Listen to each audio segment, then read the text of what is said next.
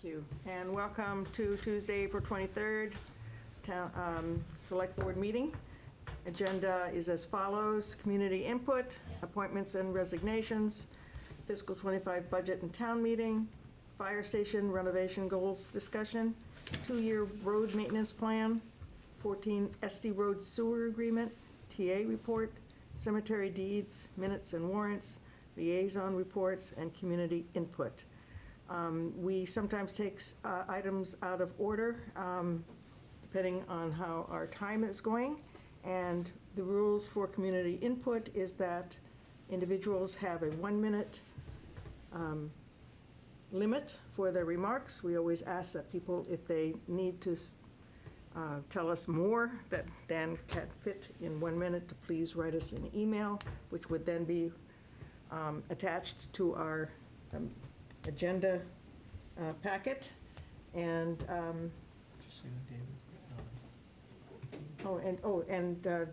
let's see, David is here. David Modell is here. I'm here in spirit. In spirit, great. So all of our votes will be taken by roll call tonight. So we'll start with community input. Is there anybody online that would like to offer some community input? I think there's someone here. Oh. John? Yes. This for community input? Yes, this is community input. And John Valentine, 268 Fifth Street. And the first thing I wanted to offer you, since you are going through the process of grading yourself and doing a self-evaluation on the warrant and planning, I want to compliment you on that. And particularly, and I looked not carefully at the long-term warrant book, but it's really important what you've done, and it's a lot of work, and I want to give you a lot of kudos for that, and sort of moving towards a 5-year plan. So that's and so what I put in front of you was, of course, my concern has always been kind of looking out longer term and having a facilities plan that kind of moves beyond the transactional and the warrant book and the budget, which is, as you know, consumes a tremendous amount of time. And so I think that's kind of one of the dilemmas you've had, and I know you're trying to move that way, and Ryan's trying to help you move that way, and Julie's doing that. So that's really, how do we get to be more strategic? And the master plan lay out sort of the broader term needs, but as you see, as we look at this, and this is what you're kind of operating within the constraints of what the town has, or what you perceive and what we've all perceived the town has, of a kind of a 3% increase in taxes, average taxes over some period of time, with a couple little bumps here and there. And I, as an economist, look at, and this is a longer term issues, is sort of tax incidence, is what's the level of taxes to income. And as we become a more wealthy town, there may be times when you're willing to absorb more taxes.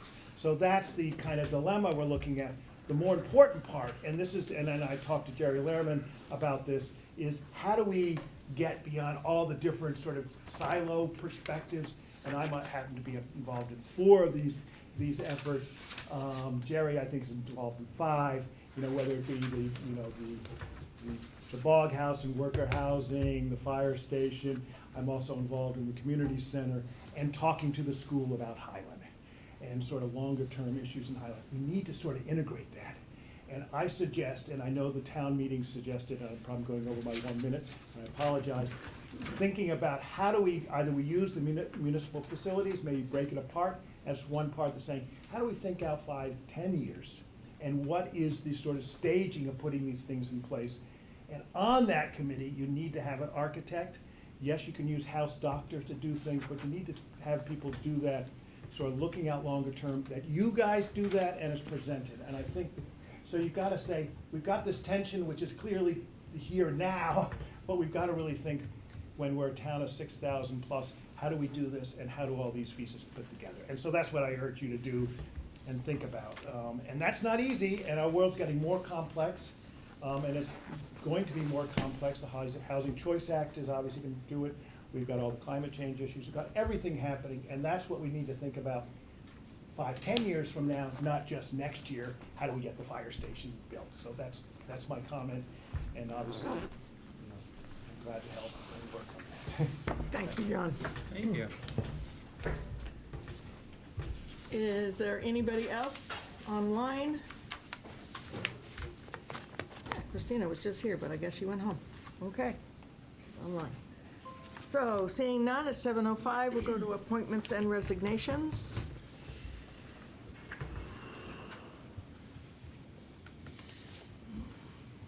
Looks like there's just a notification. It's a Resignation. Resignation, there's a resignation letter, and on there is a, oh, I see, it's just a notification. The board is hereby notified of the retirement effective April 12th, 2024 of Loris Hartley from her position of COAHS driver. And we would like to recognize her with gratitude, her service with gratitude. Yes, thank you, Lois, for your service. Any other comments on that? Are we looking for somebody new, Ryan, for that They position? say no. We will be, yes. We're always looking to hire. Carol says no. Carol said no? Okay. Carol said today in the board meeting, right, that they're not looking to backfill that position. That's, Well, I would Okay. advise the council on aging to continue to look for drivers because they go quick. That's fine, just reporting the Yeah. facts, ma'am. okay. Thank you. All right, budget. We have a draft letter that was, or a letter drafted by Travis for our discussion and adoption for him, and authorization for him to send to the Mosquito. And I just wanted to say, that came about because we had talked about it as a board and thought if we're going to promote this as a board, we should make some public statement about it. So I took the lead in drafting it, but I'd prefer it to come from the board and not Yeah. from me. Yeah. Even though I think it says my name at the bottom, but Yeah. I'd like to have Could be everyone's name changed to on the it. Yeah, select board. I agree. But the letter I sent after the fact just had some edits on it from another review. Different from what's in our Different- packet here. The V2 has What was in the the, packet, they're shown in red. This was Oh. on the email that I had sent. I Yeah, don't know it's if in the you- packet. It's in the packet now. Yeah. Oh, I'm sorry. Yeah, we got a That is- revised one. that is from my That's packet. afternoon. Yeah. Yep. Thank you. I think it's great, thank you for I putting love it these, together. yes. I agree with Nathan. Do you love the packets? No, well, no, he said he liked the letter. Oh, good. I Thank you. think that's what I heard. Thank you. Yes, I too, Travis, think it's a Okay, good letter, although- and we should submit it. Technically, do we all have to sign it? A no, the physical chair can signature? sign, I Or- went through that this week. So it The would, chair can sign on our behalf. and what about the can vice all- chair? Well, you can if you want, who's Well, I vice? just, Should we all Right. sign it? Is No, I that just it? So said, it comes It from- should- Betsy it should- said one signature by the chair is sufficient. Yes, You're all just- welcome to sign it, but that's what you told me. Right. In other words, it's, at the bottom it said, it will say, select board. Well, you put the names. What I did this week Okay. is I said chair on behalf of the committee, and I listed all the committee. So and you're she the said that chair, was so fine. Kate, Okay. if you want to submit it and just change the names at the bottom and put our names on it, or, I think it's just more effective if all the I names, agree. rather than you had submitted a letter regarding the speech incident we had, and Right. that came from you, and which is great, but I think that this, if we voted unanimously, probably it makes sense to have all of our names on it. Right. We need to be clear Yes. when it's everybody and when Yes. it's not everybody. In that Right. case, it was because we didn't have time to convene the board to, Right, which is yeah, fine, that I have no authorization. issue, I'm just, yeah, I'm just, yeah. all right. Do you want- So do you need a motion I need a then? motion to submit this to the Mosquito on behalf of the board. I move that we approve the letter as drafted in our packet to be submitted to the Mosquito on behalf of the Select Board. I second that. Any further discussion? All those in favor? Aye. Any opposed?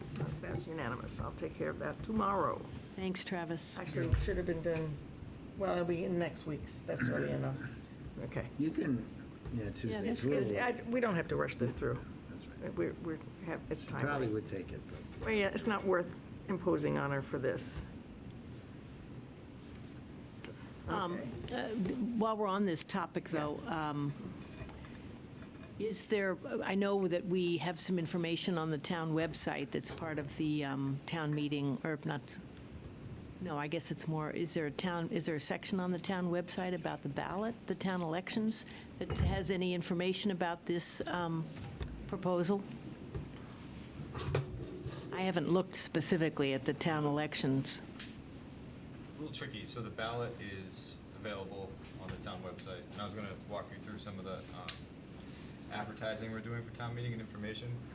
However, so the question is there, but I'm not sure that it's appropriate to have any advocacy on that page, especially since it's run by the town clerk. So Yeah. I'm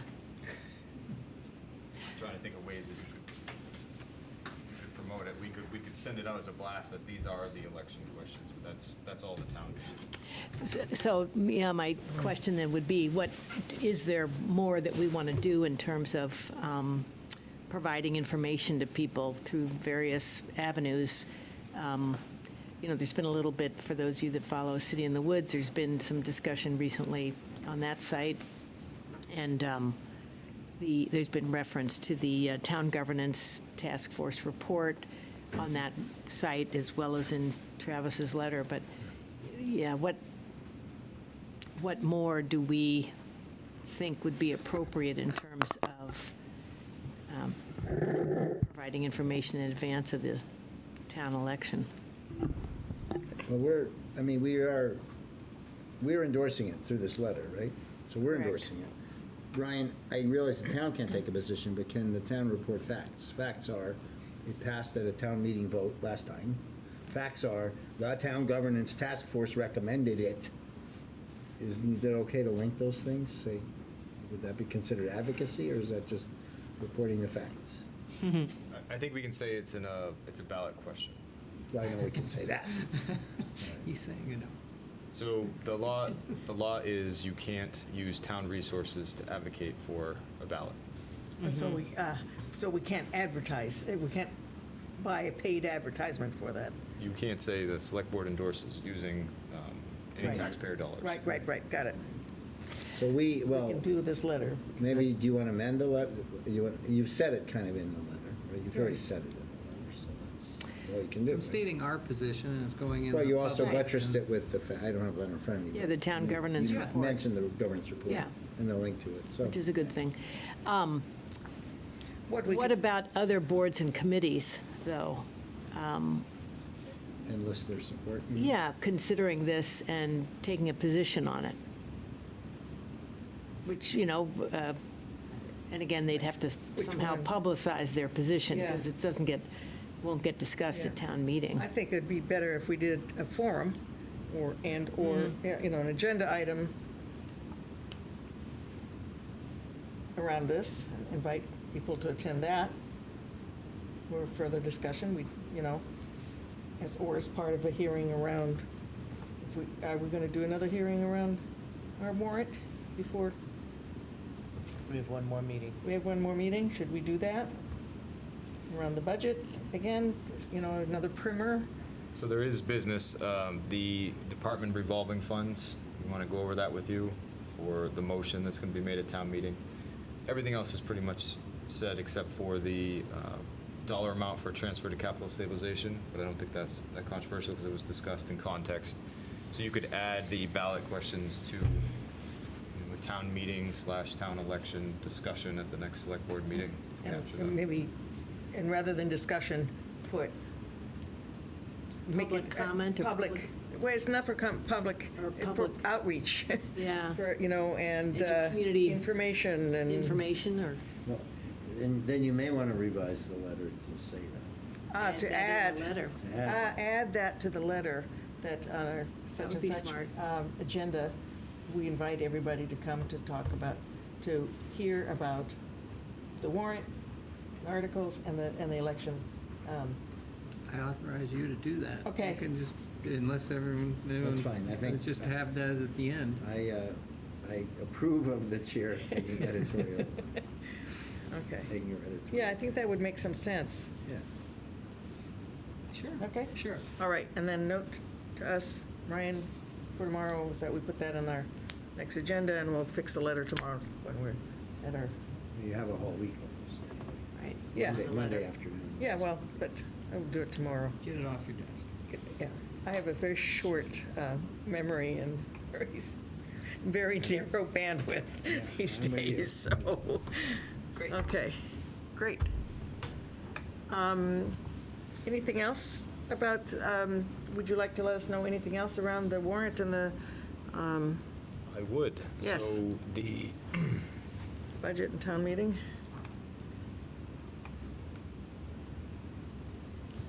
all right, so the different ways we're trying to advertise this to people. And if you hear anyone saying, I haven't heard anything about town meeting, then you can direct them in this way. So we've put physical posters at most of the places that Carlilians go.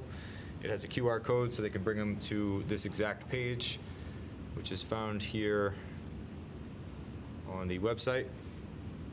This link right here, the most prominent link, takes you to the upcoming town meeting page, which we've populated with the main documents, and then for every warrant article that has a presentation, we will add background information and the presentation and relevant documents, so people can go as deep or not as deep as they want to go. So the warrant book itself would be the high level, and then they can click farther into the documents. So this is at Fern's, the library, the police station, any place where the public goes, we are trying to get people to look at this. So this is the town meeting website. We also have a communications plan on our town social media. So more than 200 people follow our social media sites now, more on Instagram. A couple hundred now. So every day Aubrey's posting an article of the day to bring people deeper into that conversation. It all links back to that same page, which is a dynamic page that we're updating. And then I'm holding coffee hours every week until town meeting. If people want to come specifically to ask questions, we've offered to go where people are. If they want to gather in groups to ask us questions, staff are willing to do that. Go to people's homes or Fern's or wherever they want to meet. And of course, you can come and talk to us at Town Hall about any of the articles. So not all of them are staff-based, but we can certainly provide background information to anybody who wants it. So we are doing our best. If anybody wants a warrant booklet, they are ready and available. We have placed them strategically around the town, but we will also deliver them to your house by fire truck, maybe. It's an option. Only to Christine Lear. And it reminds me, not that I think of trash when I think of you, Tom, but the transfer station, we should put some poster there. The and swap shed. some packets there as well to make sure that they have enough. So if you have any other ideas or anything to get the information out, we're doing our best to try and share as much as possible so people are informed. I heard from Aubrey about the video. Do you want to talk a little bit about that plan? Yes, so the town meeting study committee, I don't want to steal their thunder, but they have a very fun video they're putting out to try and show people how underrepresented they are at town meeting if they don't go. So a little bit of public shaming. And then a second video we're creating is a simple video explaining each article. So I'm doing a lot of them, as you can imagine, staff members, and then proponents of certain articles are going to do hopefully less than a minute on each article on how to find more information about it. So we're trying a video. We weren't able to do it, but we're also trying a podcast type thing for information as well. So we're trying to find different ways to get information to residents and voters so that they can find the things that they're interested in and hopefully come and vote and talk about it. And then lastly, Chief Amendola and I have discussed another open house at the police station, probably right before your next select board meeting for an hour. So if people want to come and do a tour of the police station, and we plan on doing a virtual tour of sorts to post on the police's social media, and we'll obviously link it to our social media as well. So there hasn't been a lot of questions about the police station, and we're hoping that if people have any, that they ask them, because we want them to be informed and make sure they're making a good decision at town meeting. And I'm assuming we're doing the low-tech thing of the sign going up on the Rotary for town meeting beforehand, and Yes, I remember that. something at the outside the transfer station on a sandwich board. Be good. Yep. I just have to say, wow. I know, it's great. I mean, this is a Never have we had this kind of information available in the town. Right. We'll see how it does for participants. Yes. Right. It may not be I an mean, it's- information issue, it may be others, right? Well, Well, that's what we're no, trying I to- think Be a good it's an test. access to information. I would say, you know, just while we're on the topic, so we designed a survey, and it's sort of liaison report, but, you know, it's apropos. We designed a survey, Nancy Pierce is a very good survey designer, and we're putting it on an app that people who go to the meeting will get hard copies or an app. That's the group that goes. Yep. And other people will be encouraged to fill out that don't go. And we're hoping to get more of the substantive issues of what are the impediments to Good. not going. That's the main homework for the summertime. Like, we're doing a few things like the video and some other stuff now just to juice participation. There is a letter in this week's edition coming out about that, you know, you are effectively anointing 19 unelected, by not going, you were anointing an unelected representative for you and of the other 18 people who didn't go of that group, right? Yeah. But the main thing, I think, is to try to get a good survey, get enough participation that over the summer, we can really drill down into that and get at that, because I agree, I don't think it's lack of information. It's either, there's the obvious impediments like childcare and blah, blah, blah, but I think there's just like, the town's running fine, I don't need to deal, and there's no issue like, if there's a hot button issue, people show. If there's not, like, a $35 million budget is not a hot button issue. Yeah, they know what they're doing, okay, you know, so. It should be interesting, it should be interesting. Okay. good. Town meeting. You should go. Yeah.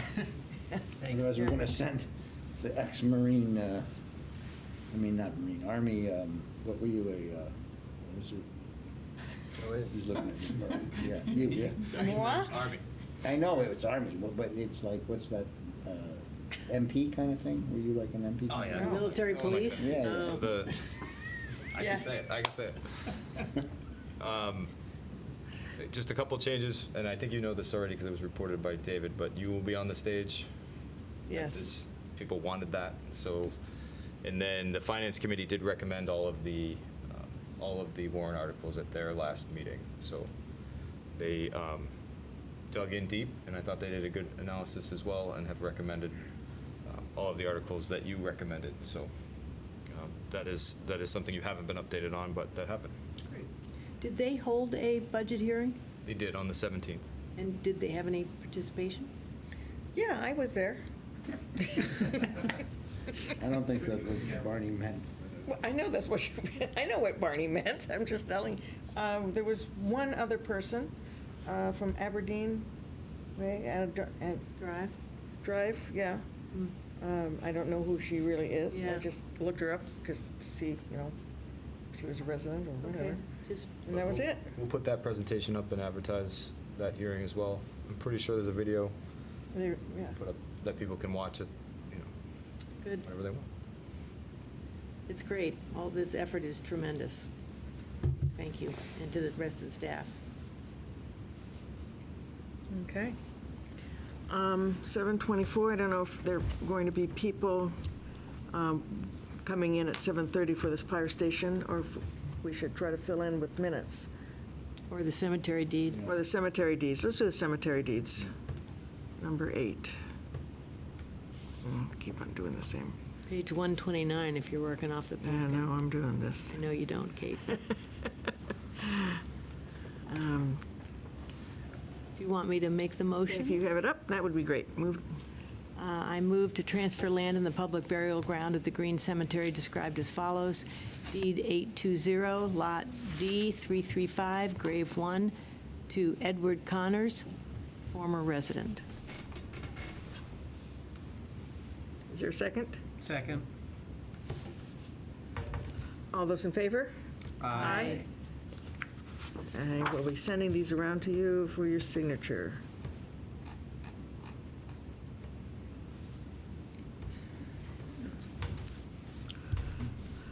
Okay, Mark out the minutes. let's do the minutes. Let's be wild.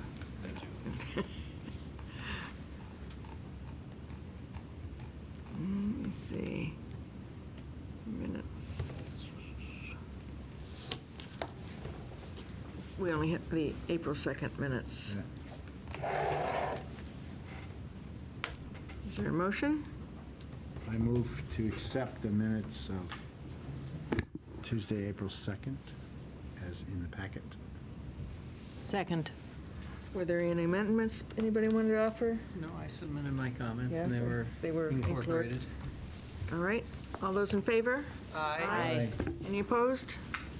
That's done. Okay, back to the agenda.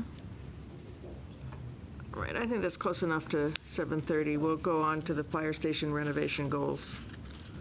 Discussion. Take it away, Ryan. All right, so I wanted to frame this for you, and I do believe that Julie's joining us. She's probably a couple minutes Oh, out. is she upstairs? I'm not sure. Oh, all right, gotcha. So we intentionally did not have a framing document in here, but we can. So we have the RFQ that was originally sent out, where we solicited some architects to help us. They were vetted by your designer selection committee, and then we told you that we didn't think it was ready for a decision, and that we wanted to rethink it. And that was a bit ago. The reason for rethinking it was we wanted to make sure that the RFQ accurately reflected your goals, and after having many discussions individually and as a group, we realized that maybe we're not there yet with the goals, which I think is an important shaping mechanism for the selection of the architect or whoever you're going to work with.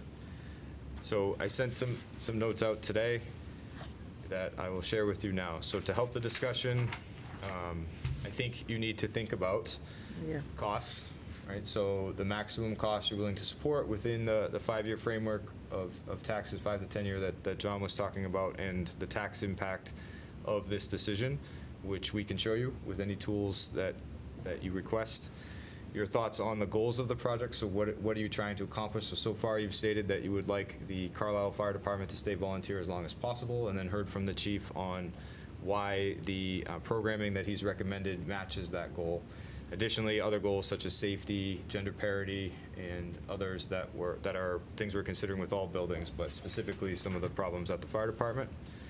Some thoughts on programming that you've already discussed, which include square footage of the building, your tolerance for the chief's proposed program, vehicles and other things that you've received input from the community on.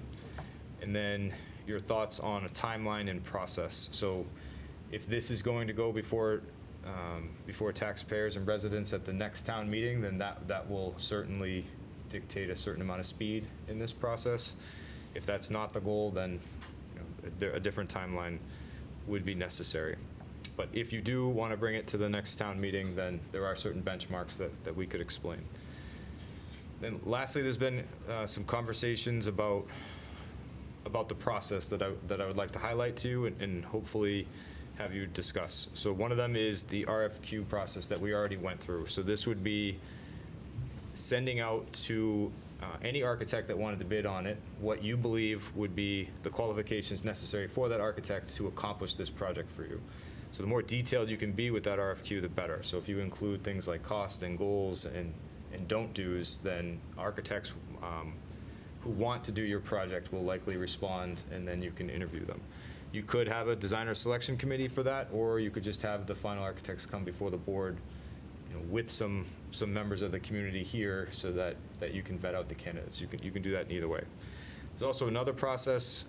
The chief brought it up to me and discussed it with many other town managers and administrators. So you could go with an OPM process. So this is hiring your owner's project manager now and having that OPM help guide you through the selection of the final architect and firm, maybe a decision or on design or multiple designs that they could bring before you. And this would be the person that shepherded it from the conceptual design all the way through the construction. So that is another way to go. So that could be a architect that is just there to help you as a project manager and help you get through that. So there's benefits to each type of process, and there's downsides to each type of process. But I would like to highlight the main point for your selection of an architect and the process you choose is what information that you're going to trust. So if you do hire an architect, you want to hire a person who, when they say to you, this project is less or more or different than you thought it would be, that you'd be willing to trust them based on their qualifications and all the stuff you've done beforehand so that the decision is there. If you don't trust them or you have some preconceived notions or biases, then when they present you something, it'll be easy to poke holes in it, and then we'll be back to square one. So I think you should consider whatever process is going to build you the most trust in the people that are advising you. Work as hard as you can on the goals up front so that those are clear to whoever's helping guide you. And then, much like we did with the police station, you would be able to counter or rebuff any arguments against your goals and designs because you've already vetted that. For example, I don't think you should add X, Y, or Z. You could say, you know, that is a valid point, but we've already discussed that, and here's why it fits into our goals, et cetera. So it just makes for a stronger, more united project if you do that legwork up front. So we have myself, the chief, and our town planner here, and then all the things that you've seen so far to help you talk about this or answer any questions. We don't expect you to make a decision tonight.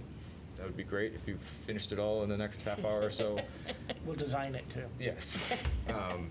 But this is really like, okay, let's get to the next decision point so that we can move within the timelines you discuss. That's a lot of words. Happy to slow it down and show you anything or bring all of us up here to help you with this You goals want to talk discussion. about yesterday? Or do you want to? No, I think that take comes on- later. Okay, go My ahead. judgment would be we talk actually about goals first, just to reiterate kind of why we're doing this. Yes. And then talk about pricing, because that may fit into the goals, and then from there, kind of go into the programming.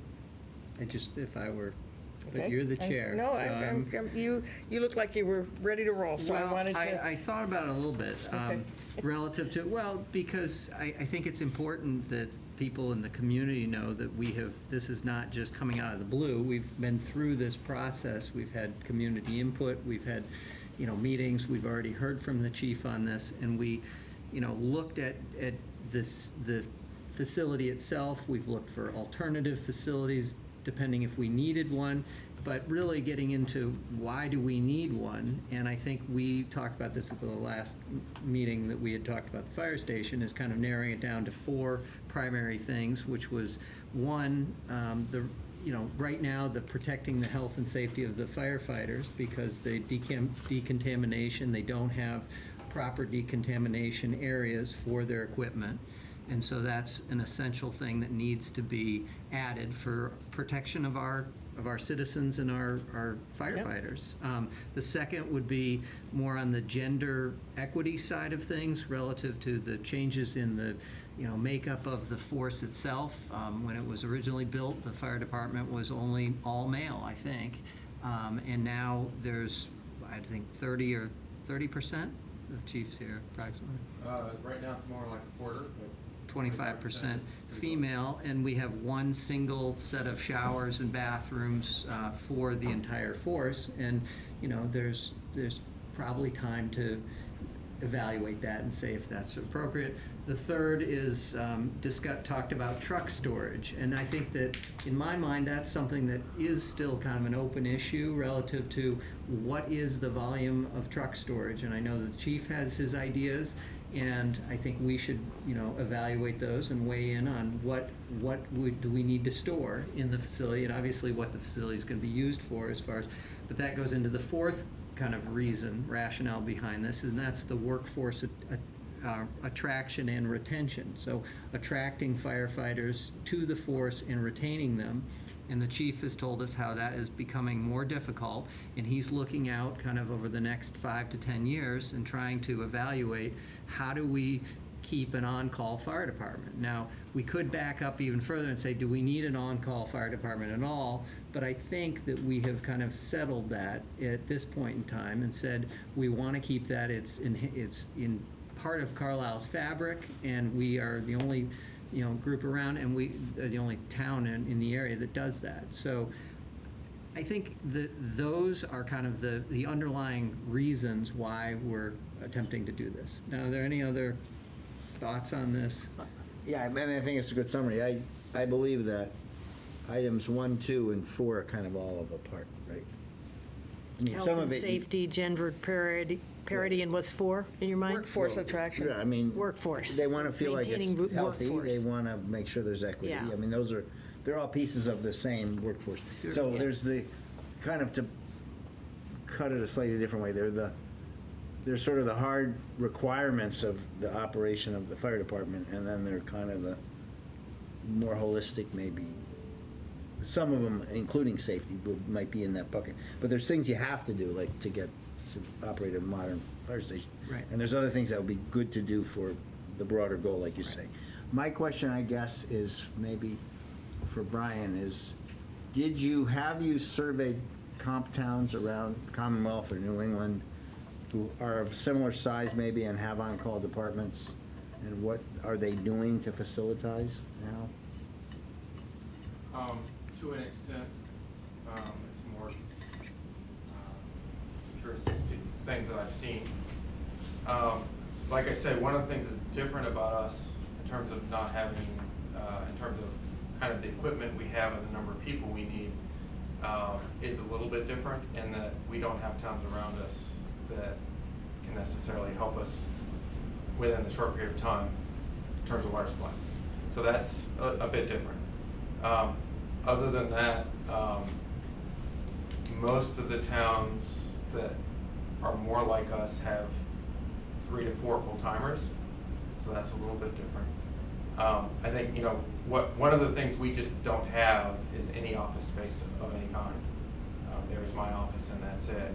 So that kind of space, another thing I will mention that has changed since the last time I talked to you, you've asked me several times what the requirements are legally, and I've always said there are NFPA standards, but you can choose not to meet them. That will change in the next couple of years. So what has happened is OSHA has taken the NFPA standards and is making them laws. So some of the things around fitness and facilities and those kinds of things will now become requirements. There are towns around us with, go to Boxborough. It's not pretty. But a lot of those places are just hiring more and more full-time people and per diems to fit in their space. There are very few towns that still require people to live as close as we do to respond. And that's a piece of what we need is the ability to have people be able to work there and to, do remote work there so they can live 10 minutes, 15 minutes away and still provide us coverage.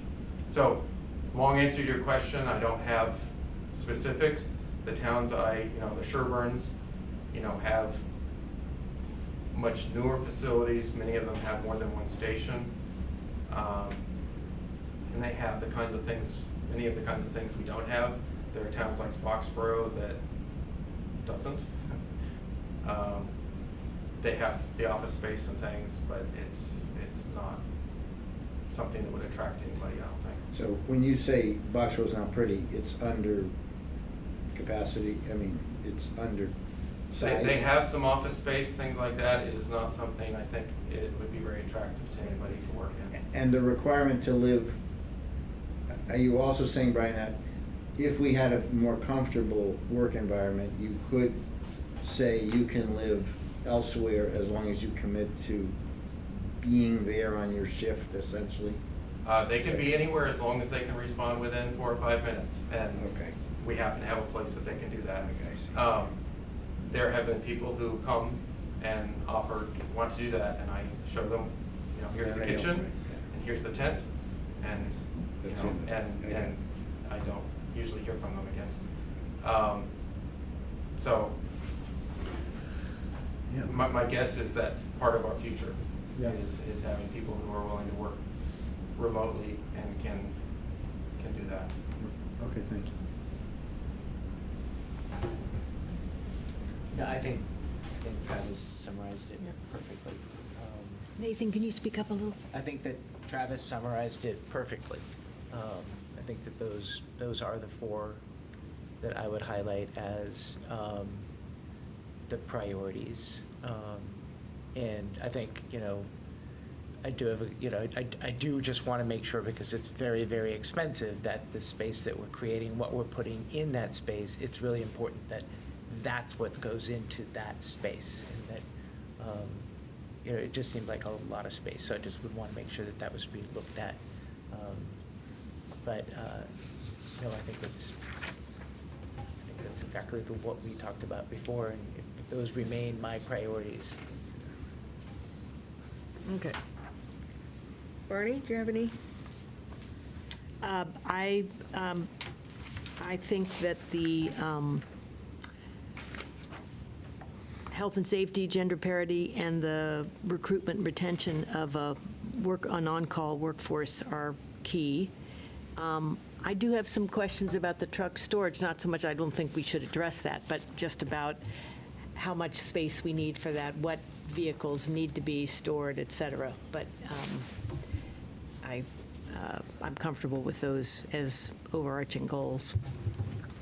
And I think as part of that too, like, we talk about, the attracting workers, and so that's gonna be a whole subset discussion of what does that mean? Is it a large room? Is it a break room? Is it then how many, if you're gonna have people living there or the ability to stay overnight, how many beds? Like, those are the types of things that I just think we need to, as Ryan was saying, the more specificity we can come up with, the better. And rather than just kind of leave it open and say, okay, go to it, I think that's kind of what we should be focused on, is really honing in on what these are, what the requirements are. Same with the bathrooms too. I mean, what do you need? What is requirement? I guess one other general comment would be, looking at the space that exists now, figuring out how we can modify, renovate, reuse the existing space as thoughtfully and efficiently as we can, before or at the same time as considering, okay, do we need additional square footage? But to really take a hard look at the existing structure with drawing on people that have more expertise than I certainly do in terms of looking at an existing building and figuring out how you could move things around to accomplish some of these goals. At the same time that you're then also understanding, okay, what additional square footage are we going to need to accomplish these goals? Are you saying that just to ease some of the stress now, or as a potential, it is the long-term solution? You say more. Well, I'm not sure I follow your question. You're saying to kind of relook at the current building and its layout and everything. I just wanted to make sure I understand what the goal of that was. Is it to ease the transition period, or is it with a hope of not needing additional square footage in the future? My hope would be that we don't need as much additional square footage. When you say in the future, meaning this project that we're talking about. Yeah. Yeah, I would love it if we could figure out a way to reuse the space that we have in such a way that we minimize how much additional square footage we actually need to add to the building, or in a annex. I thought we had done that, so maybe I'm just mistaken. That's where we got the current design, right? Well, we didn't, We I don't mean, it's have a Brian's current design. design, right? Well, we have, yeah, I mean, but, There is a Yeah. design on the table, but I don't, right. I think to We Travis's put point- together a task force, though, to take a look at this. That was my question, did we? We Well, did. the I think we design did. committee. That was to look at the safety facilities and to discuss both fire and police and looking at the options, Oh, for whether, I mean, Right. Yeah. The TSAC, right? Or, no, what was it No, it was, called? But for, Anyway, It was yes, the, it was a public Public long. safety And they Public came back- safety. they came back renovation, with a- yes, yes. We need to split They it. came back with, don't combine it. Right. Right, We do need to do separate. work on the fire department, Right. and we're gonna Right. need a separate building. That's correct. But that's as far as they went, right? We have. Right. We do have a back of the napkin envelope plan from the chief, but we don't have a designed Right. plan. yeah, so that was really what I wanted to circle back on Travis's points and maybe ask Julie. Julie, you put together kind of a process document where, as I recall, there would be a design committee or something, right? It feels like a lifetime ago. Yeah. I don't want to misspeak, but yeah, I mean, I do think it included something like that, and I don't know that you would necessarily want to stick to that same Well, process. I'm not advocating whether we stick to it or not, but, I mean, I think it gets to a process of, do we cogitate those larger goals and then we deputize, or do we, I mean, I'd Well, be curious as to people's We've thoughts got about it. certain, I think we need to bring Ryan back in again. We had a design selection committee who invited a lot of architects to come in, and then there was, could you tell us more? Ryan, I want to do wasn't it a problem, firsthand. but the way the board left it the last time was the chief created a design that was pared down from the Public Safety Facilities Task Force original thoughts on programming. So it was the chief's best effort to limit the program and the cost, which I think for a napkin was a pretty strong original design. And the idea was, can we bring in a designer or an architect to see if that was feasible, the annex design? What we got with the designer selection committee, and I'm like oiling down a bunch of work, was more of the same idea that we can build you a fire station that would meet your programming needs, but to me, and then in discussions with you, it didn't solve some of your goals and other problems, which was, we would like you to design this annex in this building specifically. It just wasn't specific enough to that. So that made us feel that we should do this goal session again, and then really focus on narrowing down the scope so that whoever you pick for the design or the conceptual design or an OPM could hone into your design and not what the architect wanted to design, because we thought that might be more costly and or not meet your goals or your vision. Yeah, I guess I just We're want, not giving Go. They were not necessarily told they will build an annex that was of this kind of thing, so many of them were I not. disagree a little bit, but. Well, many of them were not. Ignored it. Yes, they were not coming back with that as an idea. Yeah. so this is going to be an expensive project, right? Well, around 10 million, I guess, possibly 8 to Or 10. more. I guess I would say that, Maybe more. not, Not necessarily. not to, be too harsh on us, but we do a lot of starting and stopping and starting and stopping, and the price just keeps going up because time keeps going by. I think it would really behoove us to hire an OPM who is really gonna help us Yeah. drive this through and understands what we want, and they own it, and, well, we own it, but they're making it happen, and they're holding us accountable to be making decisions and to be sticking with our decisions. And, so I would vote for that. What's the approximate cost of that, You're gonna need an OPM anyway. right? So it'll be the cost of gathering a conceptual design plus the management of that, and then what your OPM would cost anyway. So my guess would be 50 to 100,000 for an OPM.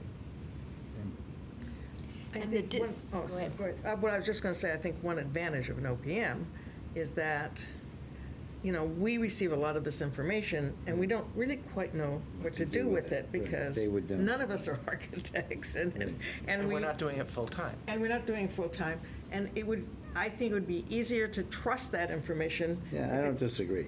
I mean, I think it's all, the points are very good. So, but timing-wise, you mentioned do that at like now kind of thing. Wouldn't that have to be authorized by, don't we have to budget for it, I guess? And would that require either a retooling of the current proposed budget or a separate article or What do we anything? have in ARPA? I would suggest that you use ARPA. Do we have enough cash. I think we'll know soon. I forgot how much we have, but I think we just got some money back from something else that didn't get used, and So that's a good. I think we could find the money. Makes sense to me. Yeah, it would be good use. I think it'd be an excellent use of I our. think it will save us money. Yeah. I agree. I think it would save us money. Ryan, have you had experience working with a OPM on a project? In the way that we're talking about, having them help us on the very front end? It's different, but when you do an MSBA project, which is a school building project, which I know Carlisle's done and some of you were involved in, they require you to hire an OPM up front, and then they help you hire the design firm. So it's kind of all like rigged, but it would be very similar. The same caution, I give you the same caution that I would in either scenario is you have to trust your OPM, because they might come to you and say, and I'm just being hyperbolic on purpose, but this is gonna cost you 25 million no matter what, and you can't tell them like, no, it needs to be 12, right? Like, you need to hire the type of person that you're gonna say, okay, they're saying this is what it's gonna cost, and that's what it's gonna cost. And you do that by setting your goals and your budget up front, so you're hiring an OPM that wants to do that type of project. Right. And doesn't guide you to their contacts that wanna build something else. If you hire the right OPM, they'll have known what you want, and they'll bring in the people that would do your project. But, you know, you gotta trust someone. Right now, the OPMs are me, Julie, and the chief, right? And we have our expertise in our areas, but it's not enough to convince you to go forward with a project, so you need to bring in someone that can.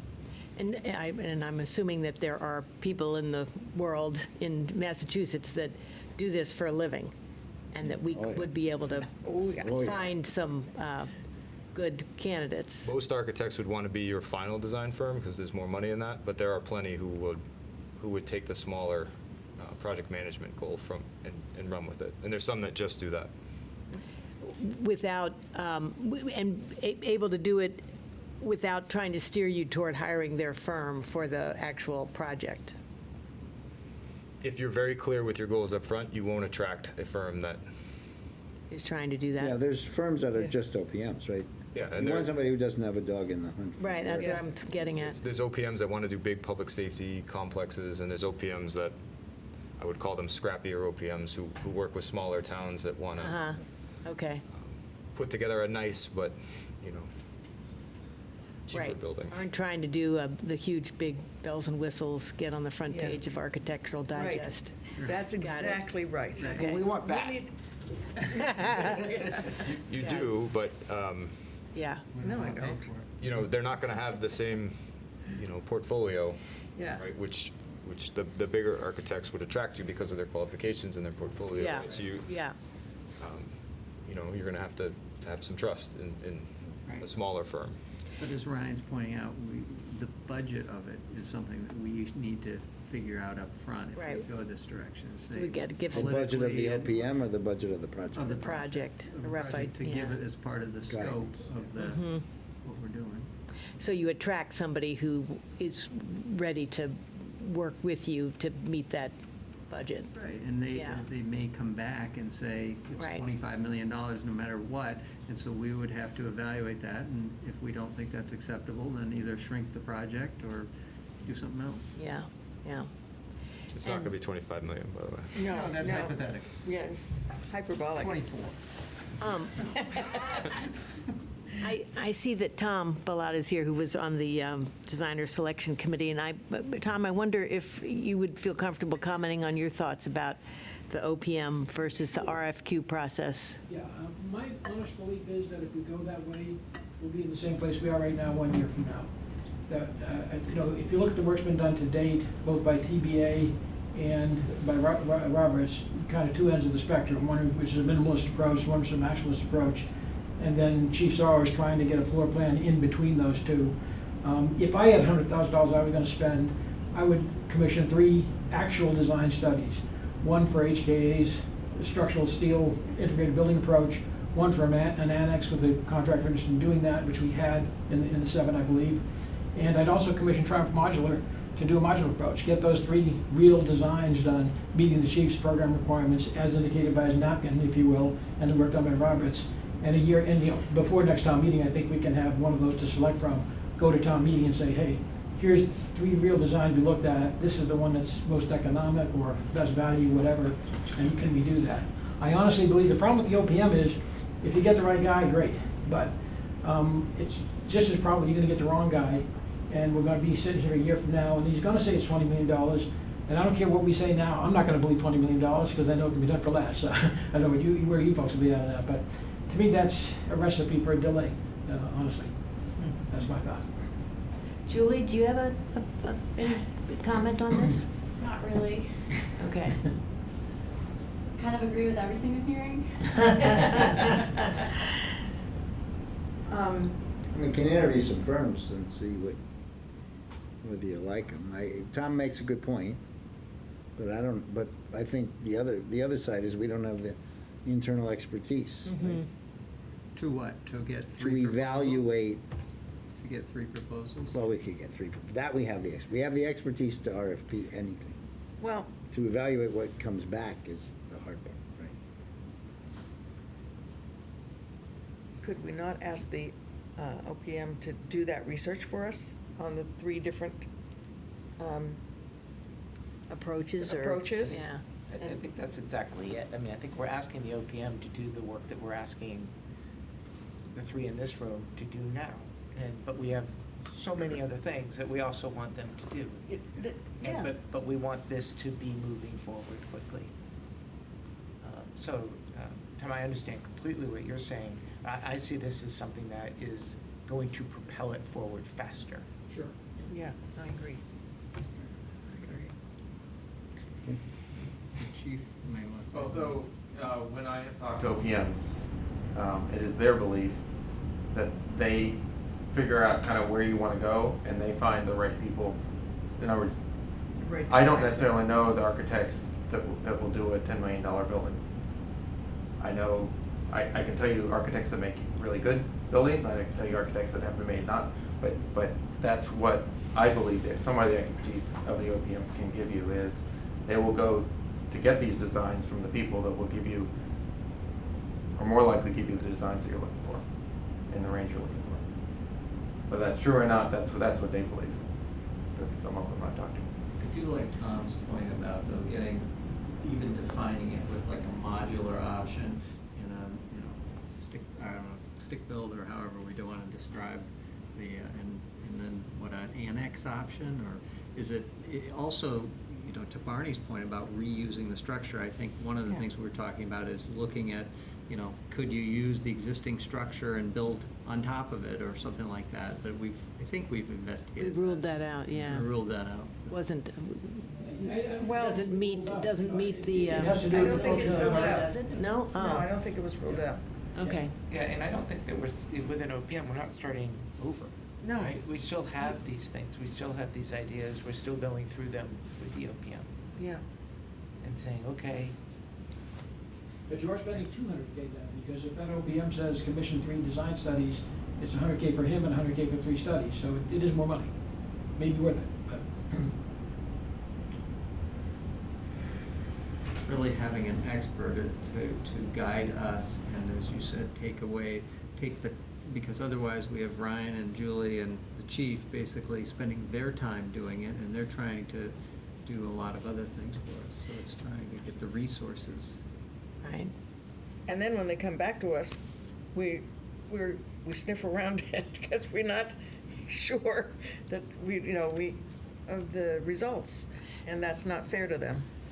Yeah, right, Tom, I think the way I would frame what you said is, it's prudent to, I don't know if the number's 2 or 3, but it's prudent to have a couple different design approaches based on what we're thinking.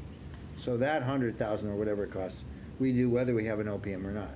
So the issue is really, does an OPM, which may represent, let's say, 1% of the cost of the project, is it worth spending 1% for a guy that potentially could save you 10%? 20%.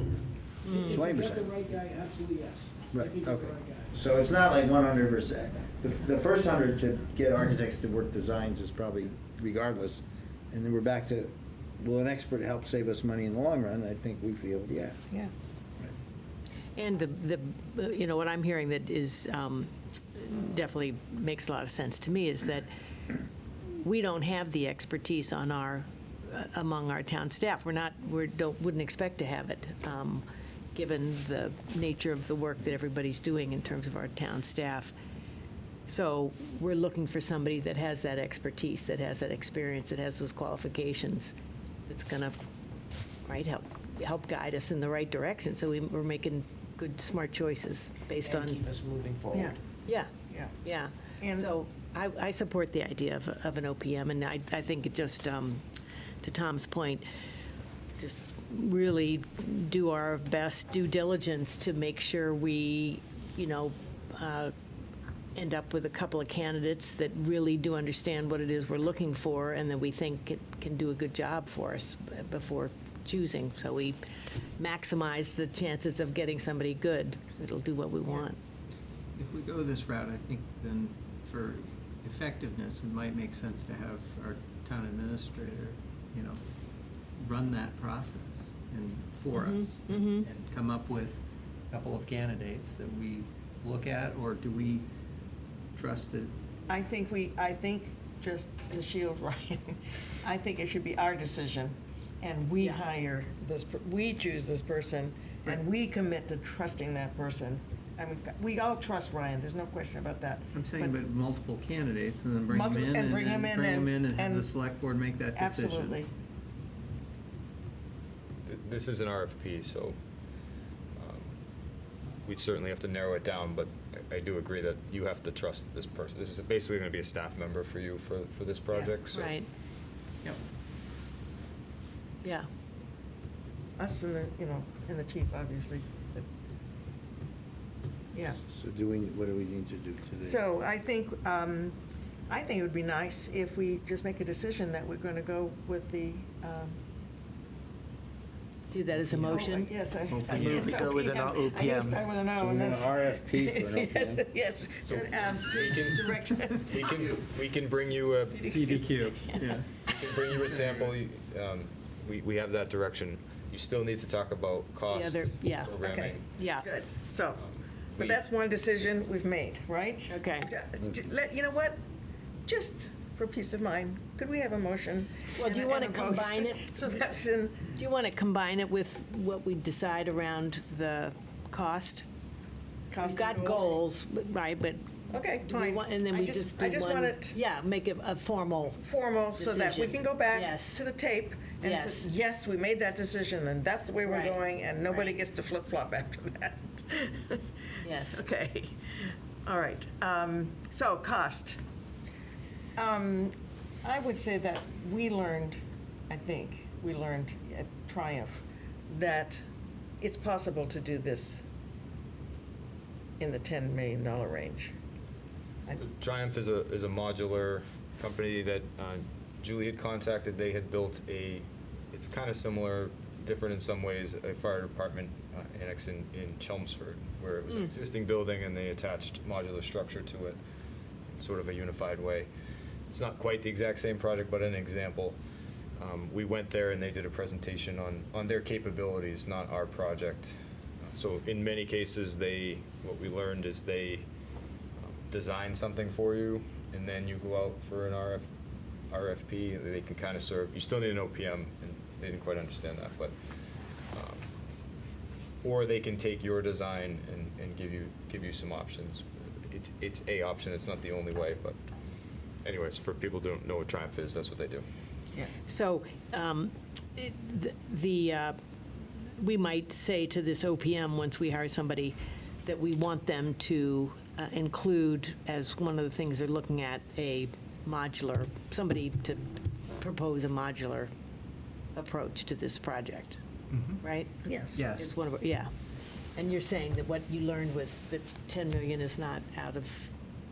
Well, they actually have a limit, the modular has a limit of what, 7.5. 7.5 million. So they can't. Why is that? Yeah, Because of DCAM. You need to have a DCAM certification, and it has values. What is decant? decontamination? No, Division of Capital Asset Management Yeah, for the state. for the state. So you have to have done projects like this and received a certification. So their cap is $7.5 million projects, and I think they're the top in the area.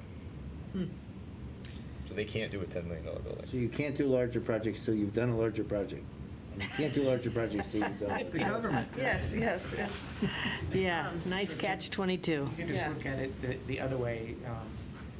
'Cause I have a hard time visualizing, okay, well, I think it could be this much money, or I could think it could be this much money. Do you have a way where you could show us, like, what is the impact of our budget? I know that you do, because if we were to say $10 million, what are we committing to our residents to? If we were to say $15 million, what are we Yeah. committing our residents to?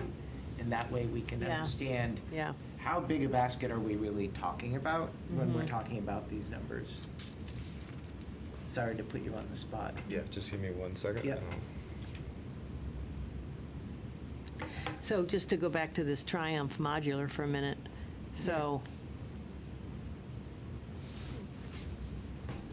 the project could entail spending a certain amount of money on the current building to renovate it, rehab it, whatever. And right? possibly And then, and and then a separate re-solidify it. modular structure. Just as a, Yeah. for example, right, that would be capped at 7.5 million for its cost. And could be less than, 7.5 million include the site costs and OPM costs and other stuff? So they can't, 7.5 is the total project cost? Yeah. Okay.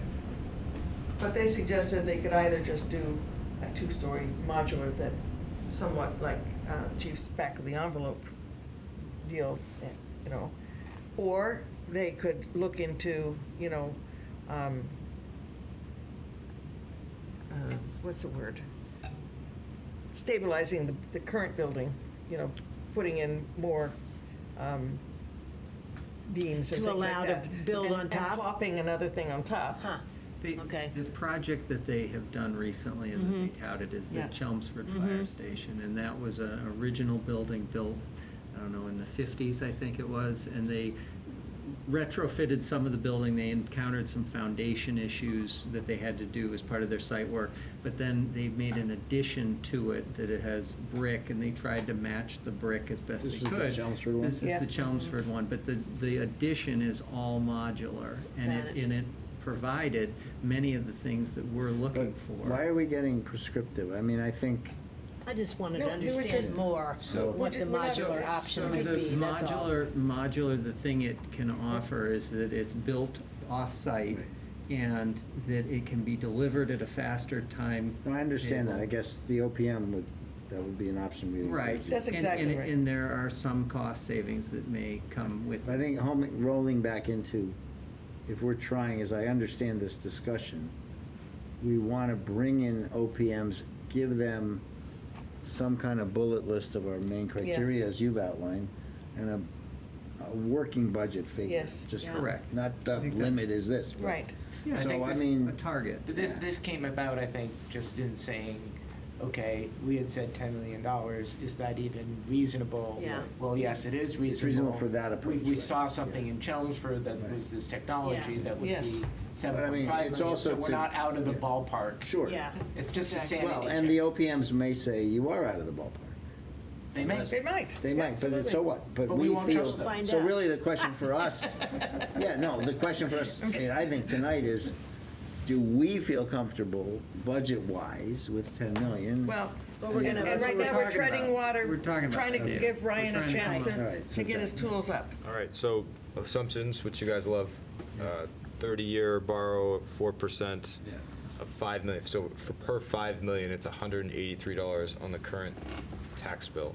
So to put that in perspective, it's a little more than a 1% increase on the average tax So bill. you'd say it's Per 5 million. 360, but if it's 10 million. 1% per. 10 million would be $366 per year in a declining way for 30 years on the average tax bill, which is a little more than 2%. Right. So that is 2/3 of what you've authorized this year for the operating budget. Yes. Put it into context. Just for the project. Right. just Or for- to put it another way, if we're in a 2% budget year, it would be a 5% increase. So it's 3% would 2/3. be a 6% increase. It's And 2/3 what of was the increase we household authorized. number again? That you've reduced it to the household again? What? Per household? Yeah. Per annually in the first Yeah, year? For the 5 million. It would be $183 per 5 million. Yeah, so you need to double it, though, if you're talking. Right, because it's 10 million. Yeah. I can do that math. Just wondering. 183. And the average tax bill 364. is what now? 16. 60. I'm rounding, everyone. I can Right. So, unround if you want. 3624 is what percentage of? Well, you said 16? it's 2%. It's, oh, that's right, it's 2%. 2%. So that's why I say, if people are sensitive, if we are somewhat sensitive to percent increases, Right. a 3% operating line becomes a 6%. Yes. Well, and we did show that, by the way, in our Right, that's thing. right. And we do have that in our capacity, in our Right. 2.5, Well, to roll it back to what John, John shows us, I'm not sure exactly all his numbers, but he shows a 30, you can quibble with the details, but he shows a $30 million need. And, again, plus or minus, but let's just say that's an accurate number. So a third of it, he overestimates the police, he underestimates fire, but say a third of his 30 million would go to this. Yeah. And, is that a reasonable thing? Probably. yeah.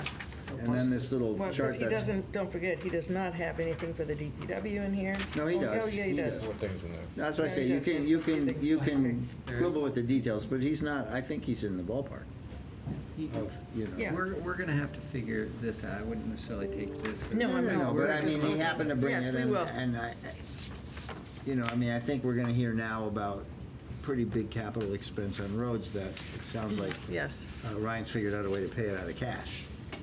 So that's a good thing, right? That's great. okay. But, But so back to the, Back to the number, the Yeah. total number, or the working budget, maybe we want to call that. I'm okay with it. Are you okay with 10? Are you okay with 12? I mean, 15? the concern I always have about, whenever you get into these situations, you say, okay, well, what might we be able to do? Okay, if it's $10 million, well, that's what it's gonna be, right? Self-fulfilling prophecy. It's a Yes. exactly, and so, I feel, we wanna do it right, right? And we So, would but want to, I don't know, is $10 million reasonable? I don't know, but it seems like it's something I would support. We just did $3 Starting million It's- I think it's a in good just a minor starting point. renovation. Mason for said to the police Dixon, we've department. got to draw the line somewhere. That's of references tonight. Yeah, right. want me to sing my song? No. Okay. Is that you? well, and there's nothing that's, Do I- if we find a good, if Feel we like an hire a good auctioneer. OPM, I mean, I understand exactly what you're saying, Nathan, if we settle, if we have a number out there that is, sort of drives Yeah. toward that number, but looking for options that would be less than 10 million. Sure. Right. Yes. If And we make that clearer. interview 3 OPMs and we ask them, that costs us 0, right? Here's our list, This What do you is the think? Working budget. see what those people come back with. Do we 'cause- need to further define this list?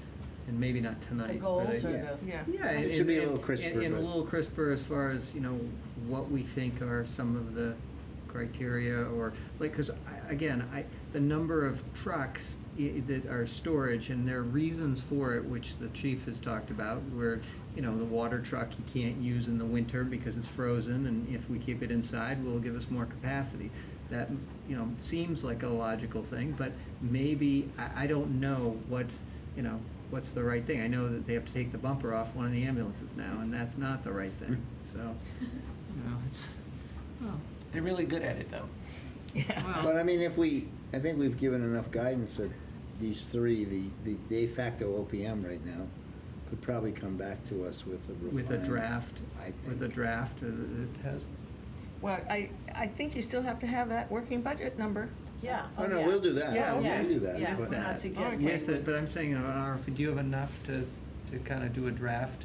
Like draft, we could bring you a draft. It's, what I'm trying to avoid, and perfectionist, I don't know what you want to call it, but there will be a second round of second guessing with this project, right? Like it's 500 square feet too big, or you should have cut that, or you should have cut this. And I really just think you should think about defending that argument now. So if it's you that are gonna make that argument, you should settle that up front and just let the OPM know, like, this is the size of the building that we want, this is the programming we want, and not cut down the designs that come in after they're created. So really just look, so if you're gonna say, like, you can't have more than 10 trucks or I won't support it, then do that discussion now. And I'm not saying that's the number, because I can see the chief staring at me. Just have it out now so the OPM knows your unified vision for this building, and then whatever comes back to you, you're gonna trust more. So if they say, you just can't do it for less than 11 vehicles, then that's, that's what it is. So, I'll put it out there on the table, my concerns about the trucks. So, we have a lot of medicals, we now have 2 ambulances, we absolutely need to have 2 ambulances inside. We have water issues, we have the old pumper, the old tanker, the new tanker. I think those should be inside. I think the antique vehicles, it's a really, really expensive space for that. I could be convinced if it was part of a longer term plan that based upon what we knew for growth in the town or something like that, that we would be able to remove those trucks and use that for the growth. Rather than in the future, we need more space because we still have the antique vehicles but we also have the growth. So that's kind of how I feel about it, I don't want to cut it really, really close so that, I also don't want what we did last time, which I think was designed so we could build on it, but it's so much time has gone by and, everything's changed, and so we can't do that. We don't want to get into that situation again either. But what jumps out at me is, very expensive per square footage. I don't know, do they do cubic foot limits, that kind of thing? But anyway, per square footage, building, and we're putting the antique vehicles in it. That seems to me a little bit of overkill, unless there's a bigger plan that I could be convinced of. But absolutely, we should have our 2 tankers in. We shouldn't have one outside empty. Right. If we're gonna keep it and maintain it, it should be usable. We don't have fires only in the summertime, as you know. And I fully support, as you know, 2 ambulances. How many antique trucks do we have? 2. So one thing about having space, part of that is for training. We do not have a training building, and that is a piece of why you have the space. Training and the flexibility to do things and repair things and move around in the building and all of that. Part of that is driven by what you need upstairs. So you need that space upstairs, and so you build something with the space upstairs. I think you're right that that is your expansion space, because if you build something that's only exactly what you have now, you are constrained in the future. And that is obviously your expansion space. But it's also your space that you train in, it's your space that you do all the things that we don't have, not having that. Yeah, so I think I would just think it'd be great if that expansion space was tied to numbers. It's like John would be expecting. And just tied to what we think the growth is gonna be.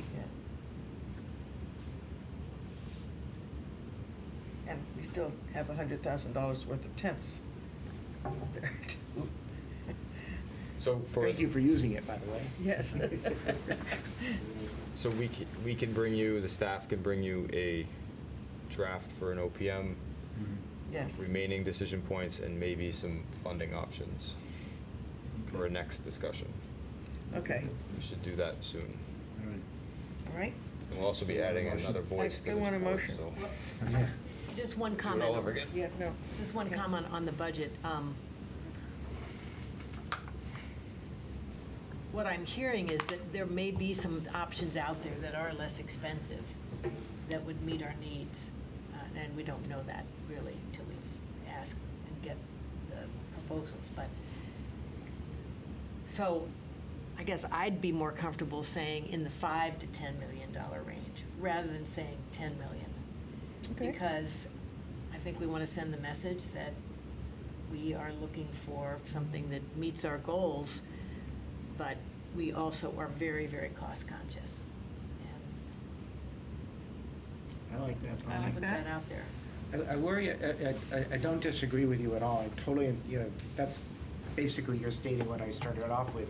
But my concern on the other side is our ability to attract OPMs to want to bid on it. And so if you think of what we're trying to do, and we're spending probably $3 million on a police station, or $2 million on a police station. $3 million on a police station, and I don't think we're gonna come anywhere near $5 million on the fire station. Yeah, it's a lot How more. about not to exceed 10 million? But anyway, I mean, you could do 7.5 to 10. I really just think feel going like- down to 5 is 7 to dropping 10. awfully. Well, I think she said 5 to 10. I think Mel you're- said. You say 7 to 10. Oh, 7.5 to 10. yeah, I know, but I think you're overthinking that the OPMs are gonna game this. Like, that's why I say, if you, at the competitive level, when the OPMs are vying for the project, they're selling us on them. I totally agree with Nathan. If it's too low, they're like, I'm being set up for failure, I'm not taking that one. If we say, budgetary estimate for us is 10 million, but we want your input, we have a discussion again. The discussion with the 3 people we down select costs us 0. Right, we're not paying them, they're pitching us. We can see, they'll say, that's way too little, or I can work with that. I mean, we'll get a sense. Then when you finally pick the OPM, then you have a serious discussion about what you're saying. But I think in the beginning, I believe you're We don't wanna overweighting eliminate that they're people. gonna, suddenly design the, I just think we gotta give them our thinking and test to see, are we crazy? Or is that like in the ballpark, right? Well, and that's why I actually like the 5 to 10, because Yeah. I do. I think Okay. that's, and I think, Tom was on the committee, and there were a myriad of architects who, and one of them actually threw out some numbers, and of a $6 million Okay, number. all right. But Well, but Right. that wasn't, Way but I say that, and it wasn't vetted, and there was Yeah. a lot of Yeah. question whether that could even be feasible. Yeah. But, there's a professional architect who put a stake in the ground and said, no, I think that this is what, that's why I think having a band Okay. is kind of, might be helpful. Does it have to be that big a band?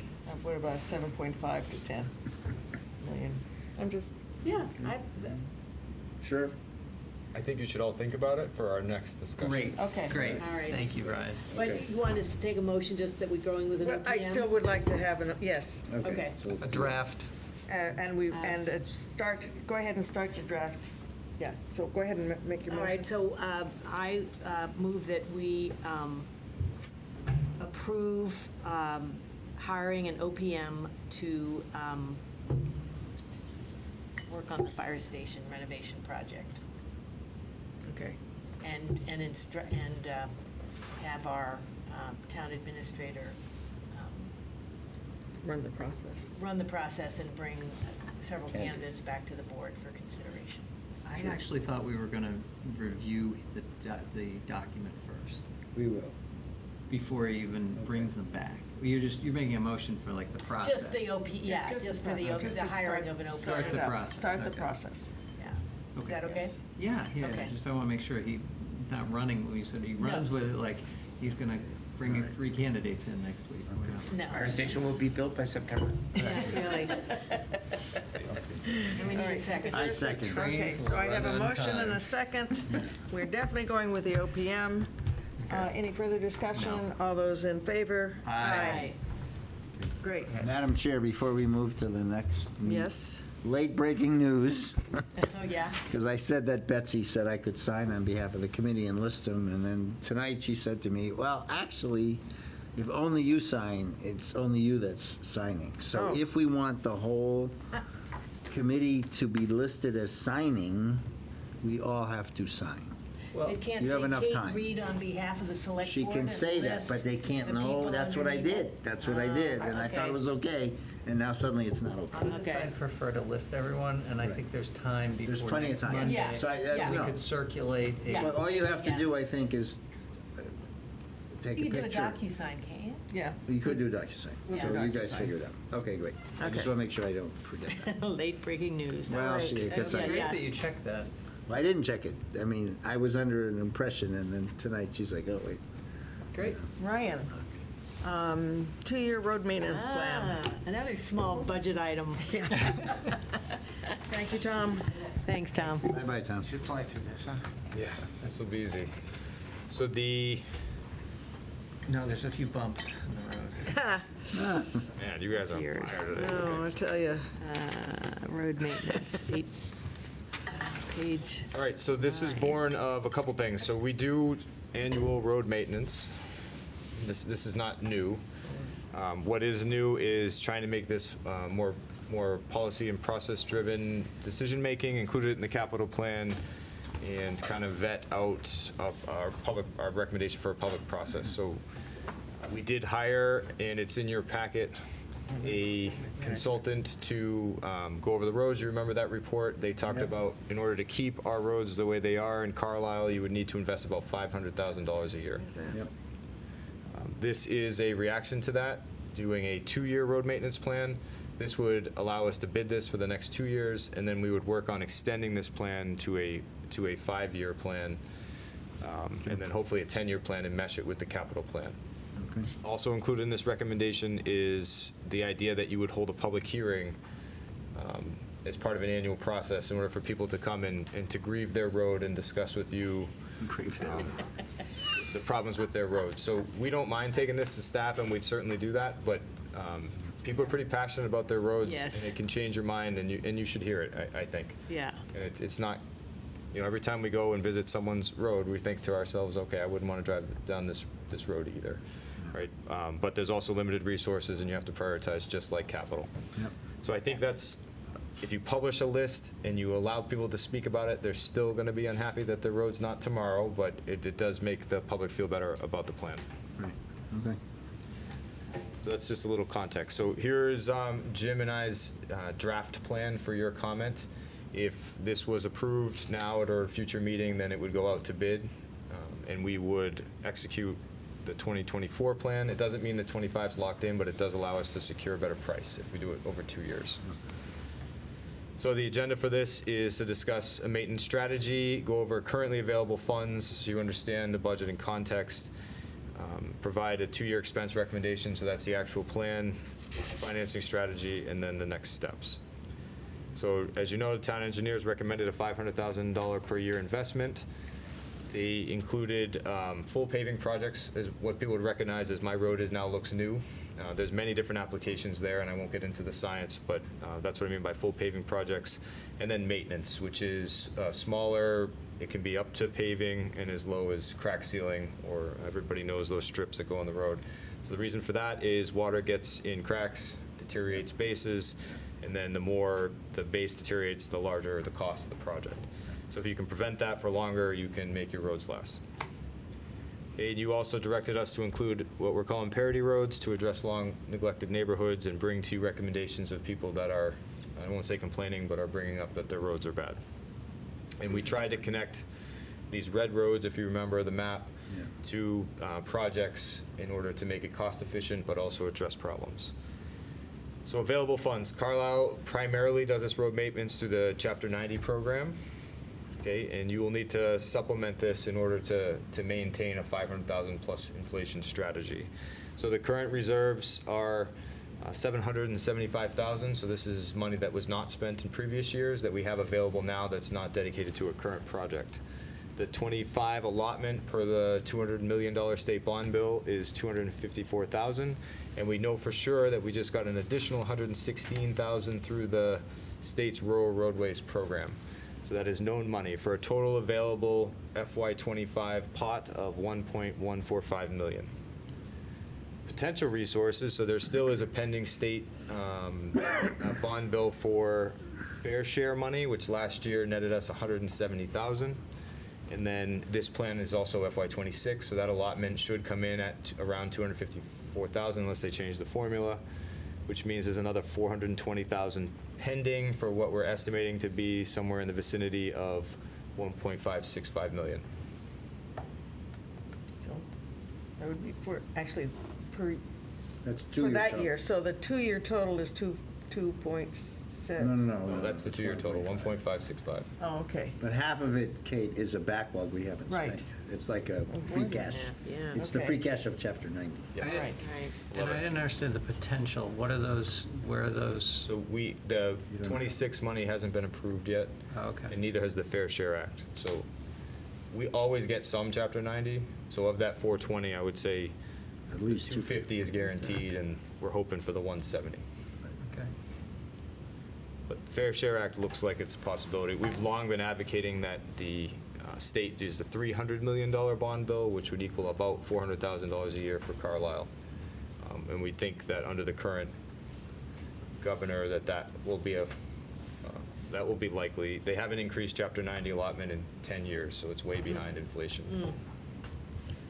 So with this number, the 1.5, that covers more than the 2 years, assuming we had all this.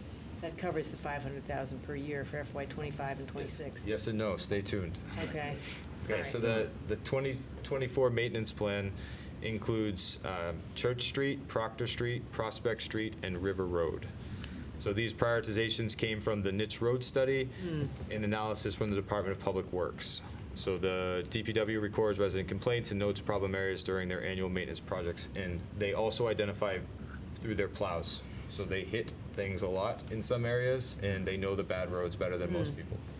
So they drive them all the time. Very few people know the roads like Jim. He's driven them all and plowed them all, so he can tell you every bad road in town through I have experience. a question, and I Yes. think it's Proctor Street, and Prospect Street is the one that's at the Carlisle and Concord line? Yeah. Okay, so it's the Proctor Street, which is really very short in Carlisle. It's- And it's got the 2 entrances to it. Mhm. I'm wondering if we wouldn't so that makes like double the road because it's double wide on both sides. What if we just redesigned it and made it a single, real left-hand turn there instead of the old wagon path? I mean, We could. it's half the length then, I mean, it's short to start with, I know, but but I think that would cost more than this. it would, okay. Redesign, whole process. Is You it have to have scenic town meeting road? accept it. Scenic road? Is it? I is don't it? know. I don't think so. It would make your sight lines and safety better too, because you wouldn't be coming at an angle. So I would recommend that we put all the roads up one night and then discuss any changes we want to do with roads for the longer-term 10-year plan, so that we can cost that out for you. Okay. So, also included in the 24 maintenance plan is an emergency fix of the Westford Road culvert. Any of you have driven on that road know that both sides are backed up. Yeah. The culvert's so bad that when we tried to spray it out, it just disintegrated. And I have a piece in my office if you want me to bring it down. So it looks like a mortar shell, so it fits with my motif. Oh. The problem with the Westford Road culvert is we do not think it's going to last this season. So we're discussing as a staff a recommendation to the CONSCOM and you to emergency fix Where is the this. culvert? Right down there. Yeah, it's not too Oh, this far. one right here. down Yeah, 225, right. yeah. We knew it was a problem. We tried to clean it out and realized it's even more of a problem than we thought. So you're going to have sticker shock on this, but the full fix, which will probably take 2 to 3 years to design and do based on current stream crossing standards and other things we have to do, will be somewhere between $750,000 and $1 million. For just the culvert? Yes. There's the culvert. The It's like a temporary little bridge, fix. right? Basically. It's basically going to become a bridge. The temporary fix, which would last a couple years, would be in the vicinity of $200,000 to $500,000, which would give us time to design it properly. Overall, we waited too long on this. Yeah. Julie has been very proactive in looking at future Westford Road culverts to try and get ahead. This also doesn't preclude us getting a grant to fix this or some other saving mechanism, but we have to, we're not going to have a choice soon. The argument for it being emergency is the public safety aspect and the usage that it has, really impacting the town if it was to say just go and then we needed to fix I mean, it. if a heavy truck goes over it, it could just collapse. I don't think it's there, but we also don't think it works. So if we have another rainy season, that's it. It's going. So looking ahead to 2025, so paving also in '24 would be some crack sealing as recommended by the plan, $10,000 worth of crack sealing. And on paving project, so these are the roads that you do the crack and paving projects on? Yeah. The ones out to the right But the there? ones in the pictures, you're gonna do mill and fill, right? Yes. Yep. And this is the length of road. So it's a Got total it. length of road of nearly Okay. 16,000 feet. For '25, the recommendation is paving projects again, mill and fill, with a much more robust crack sealing. And the roads recommended are Baldwin, Pattern, Rogers, Stearns, West, and Woodridge. Pattern, where's pattern? Pattern. Patton. It's Patton. I think Did I it's add an Patton. R? Okay. Yeah. Oh, Patton, okay. I was Well, we'll gonna say- rename it. Lane, okay, right. We'll rename it. 15,000 again in total. So the financing, and take questions on this, I just want to get through so you Yeah. understand the full picture. The financing strategy for this, we took our maintenance projections from all identified projects and added a 10% contingency. So what we did was we took 2024 costs and added it per square foot to the identified projects, plus added the crack sealing recommendations and vetted this with Niche to make sure that we were being reasonable. And then we will bid all projects with alternates, meaning in priority, roads will be added to make sure if the bid goes over that we can still accomplish the project and have to cut out. So we're projecting the Westward Road culvert to be around $500,000, which might be conservative if we do the temporary, and it might be under if we do the permanent fix. The 2024 plan would cost a little over $500,000, and same with the 2025, for a total expenditure of $1.515 million, which leaves us about 50,000 from the numbers that you showed me. What's the 370 thing?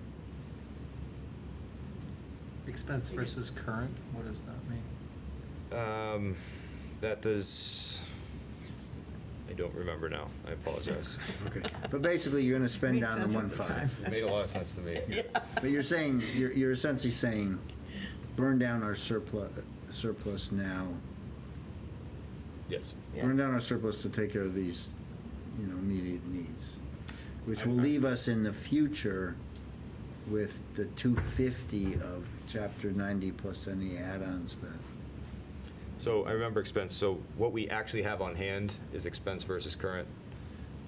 The potential is everything we think we're going to get. Oh, I see, okay. So we're in a deficit if we don't get any Chapter 90 You money got next year. zero, but that's not Yeah. right. And we don't get the fair share, but we think we're at a $50,000 surplus. That's what that was, sorry. Okay, got it. So to David's point, I do believe that we will start getting around 400,000 per year, which means we're going to, past this 2-year plan, have to add to the capital plan right. in order to maintain a $500,000 strategy, plus inflation.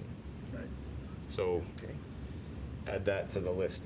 That's not a big whack. If you want to do more roads and we consider more culverts and we identify more horizontal I'm sure construction, we'll find them, yeah. the cost is going to increase. Bless you. Bless you. Well, I think, go ahead, Go sorry. ahead. Go ahead, Dave. Well, and the study was really great. I think they did Yeah. a great job. The charts that they have in the study itself, like those lines, do indicate maps, that, yeah. not the maps also, Oh, okay. but even just the simple line charts. Ryan knows how much I like those line charts. The 500,000 a year keeps you right at par in the today dollars, right? So just, it's gonna be more than 500 to stay at par. When that's going like this. It's, yeah, Right. and not that crossover chart, but Right. I don't know, I can't tell you what page it is in the packet, but it just suggests that 500, Page 27, 26, in Thank that you. area. Right. 500 keeps you at par and without inflation, so that's why I'm saying it's more, and the backlog, if you go to the next chart, there's 2 charts in a row. At the par value, the dollar backlog, and I don't know if this is indexed or not, goes from 9 million of projects to 15 million, right? That's still spending, yeah, that second chart. Yeah. That one says, in today's dollars, you spend 500 and you stay at a score of 76, which is okay, but it means that there's still some pretty crappy roads out there. Yes. And then if you go to the next chart, one page down, that says, okay, and I assume this is indexed for some kind of inflation. The backlog at that spend curve, which is the red dots, goes from 9 million to 15 million. So it's like an OPEB that grows, Takes on, right? right. Yeah, just so we bear that in mind. I think the plan is great. I'm just saying, there's more to it We're not gonna than just spend getting the 500 400. every Yeah, year, yeah, we're is gonna- what you're saying. We're gonna spend down the rainy day fund that we have, which is a Right good now, use of it, Yeah. but there's gonna be the need for, But we're always gonna have rainy day, what? we're always gonna have rainy day events. This is probably gonna be Right, shocking. no, exactly. No, I totally, You know, that's what I'm because- saying. And I think this is, I talked about this the last time we saw this. You know, I worry it's too little. You know, I don't think we should go out of the gate and, you know, say, we're gonna repave more roads, but we're burning our rainy day Yeah. fund. Right. And so if something were to come up, we can't do it, right? Well, we would have to tap Unless free cash. You have to tap something. Yeah, or Yeah. go to town meeting or something like that.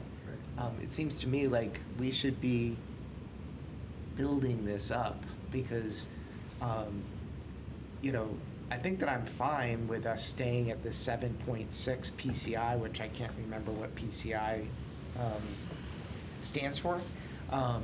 But, you know, I think that. Pavement crappiness index. Okay.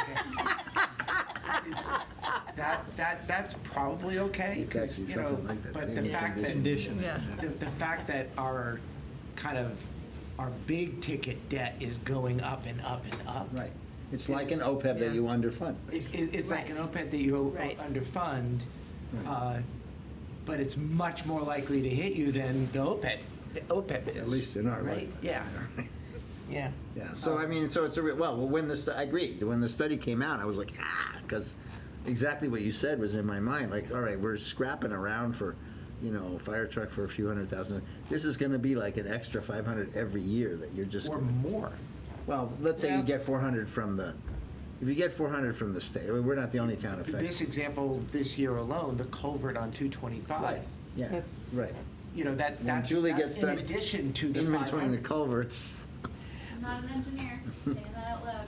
You know, we need to do that 500,000, and we need to do Yeah. the 500,000.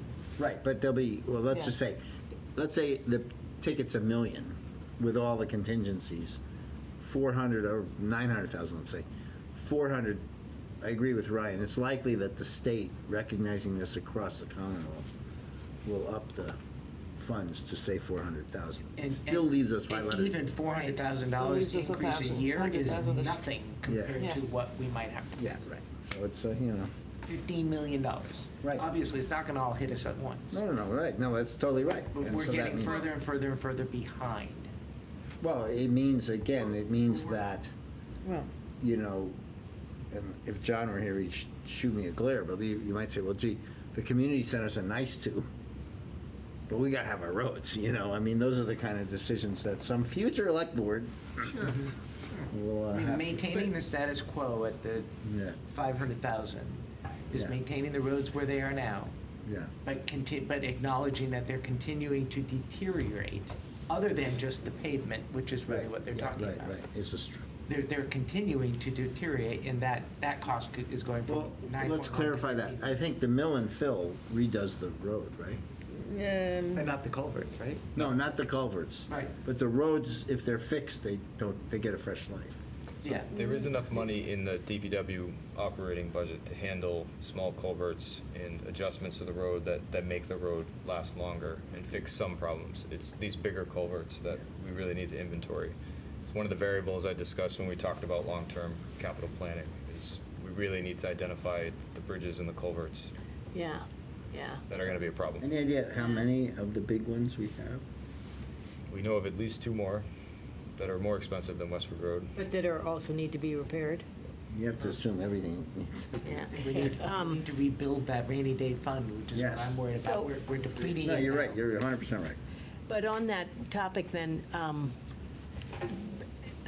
do we know whether there are culverts within the list of streets that we're talking about doing in this calendar year, that we want to make sure we understand what those needs are before we pave them, only to find out we have to rip them up because we have to repair something underneath it? Yeah, so when we do a paving project, we lift up the basins, assess them, do any culvert work, make sure that everything's addressed, and then they pave it. Uh-huh. I do believe that Westford Road was intentionally missed the last time it was paved, which. Because it was too expensive? Intentionally in the past missed wasn't by, enough. So by, that's why it's gonna cost so much to fix. You're gonna do a hydrological study and make sure it's the right size, and otherwise you know. That's It'll part be of another the, board's problem, but it'll. that's part of the Band-Aid or the later fix? That's the later fix. yeah. We don't have time to do that before it fails. Right. So there's nothing you can do to shore it up for cheap and then commit to the bigger project? Well, the reason for denying the emergency waiver is that once we do the temporary fix, this generation will say that's good enough.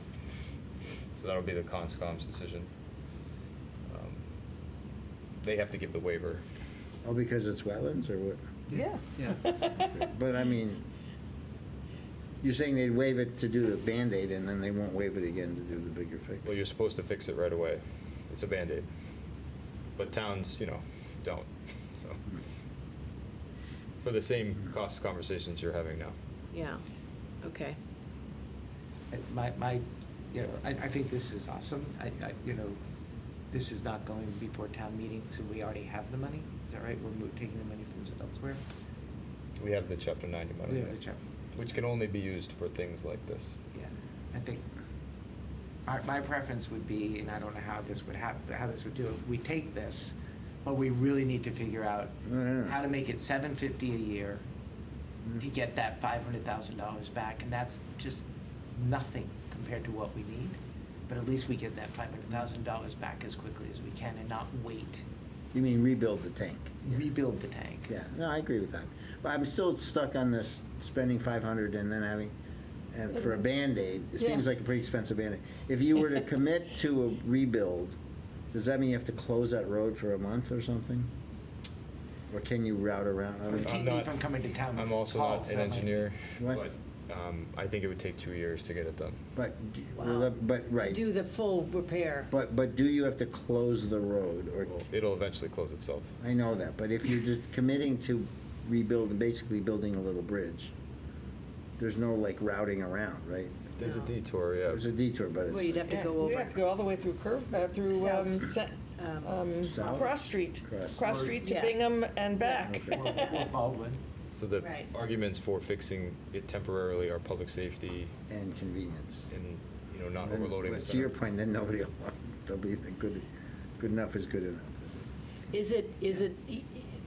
Is there an argument for looking at whether we should be doing the full-blown repair now? Cost. Cost. Cost only? Yeah. Oh. But it's gonna, you're saying we'd spend $500,000, and then on top of that, we'd have to spend how much more on, how much of that $500,000 gets wasted when we have to do the final repair? All of it. All of it? 'Cause Yeah. you take it- That's why it's. Right, so that's my It's question. expensive Band-Aid. Yeah, so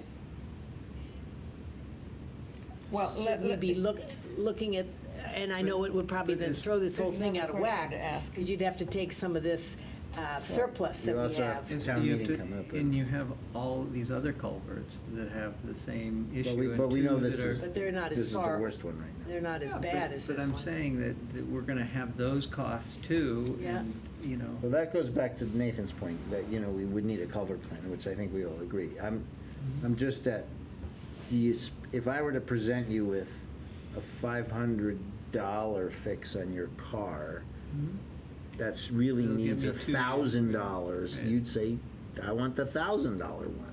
Why spend 500 and then spend another 1,000 in 2 years? Yeah. I'd rather spend the 1,000 now and not, right? So, I mean, lopping a few zeros off this equation, but I think, so that's why I say, if the right thing to do is to fix it right, But David, your analogy is so confined, and you Yeah. gotta think about it, I've got a whole budget, and I gotta No, I pay my agree, I mortgage agree. too, and all these things, and Well, that's and what not- the town is. not for It's nothing, the just town on meeting the is like next culvert. week practically. It's like all these things, and they're all competing for our dollars, so, you know, and that's why historically, everybody underfunds everything. So how Nobody long wants does to the overfund temp it. fix, is that an unfair question to ask you? How long what? How long will the $500,000 fix? That was what the question I was gonna ask. So we would need the engineers to weigh in, and it's not a guarantee that this is the recommendation we're gonna make, I'm just bringing it to you. Yeah. Either way, we're spending significant dollars on this culvert.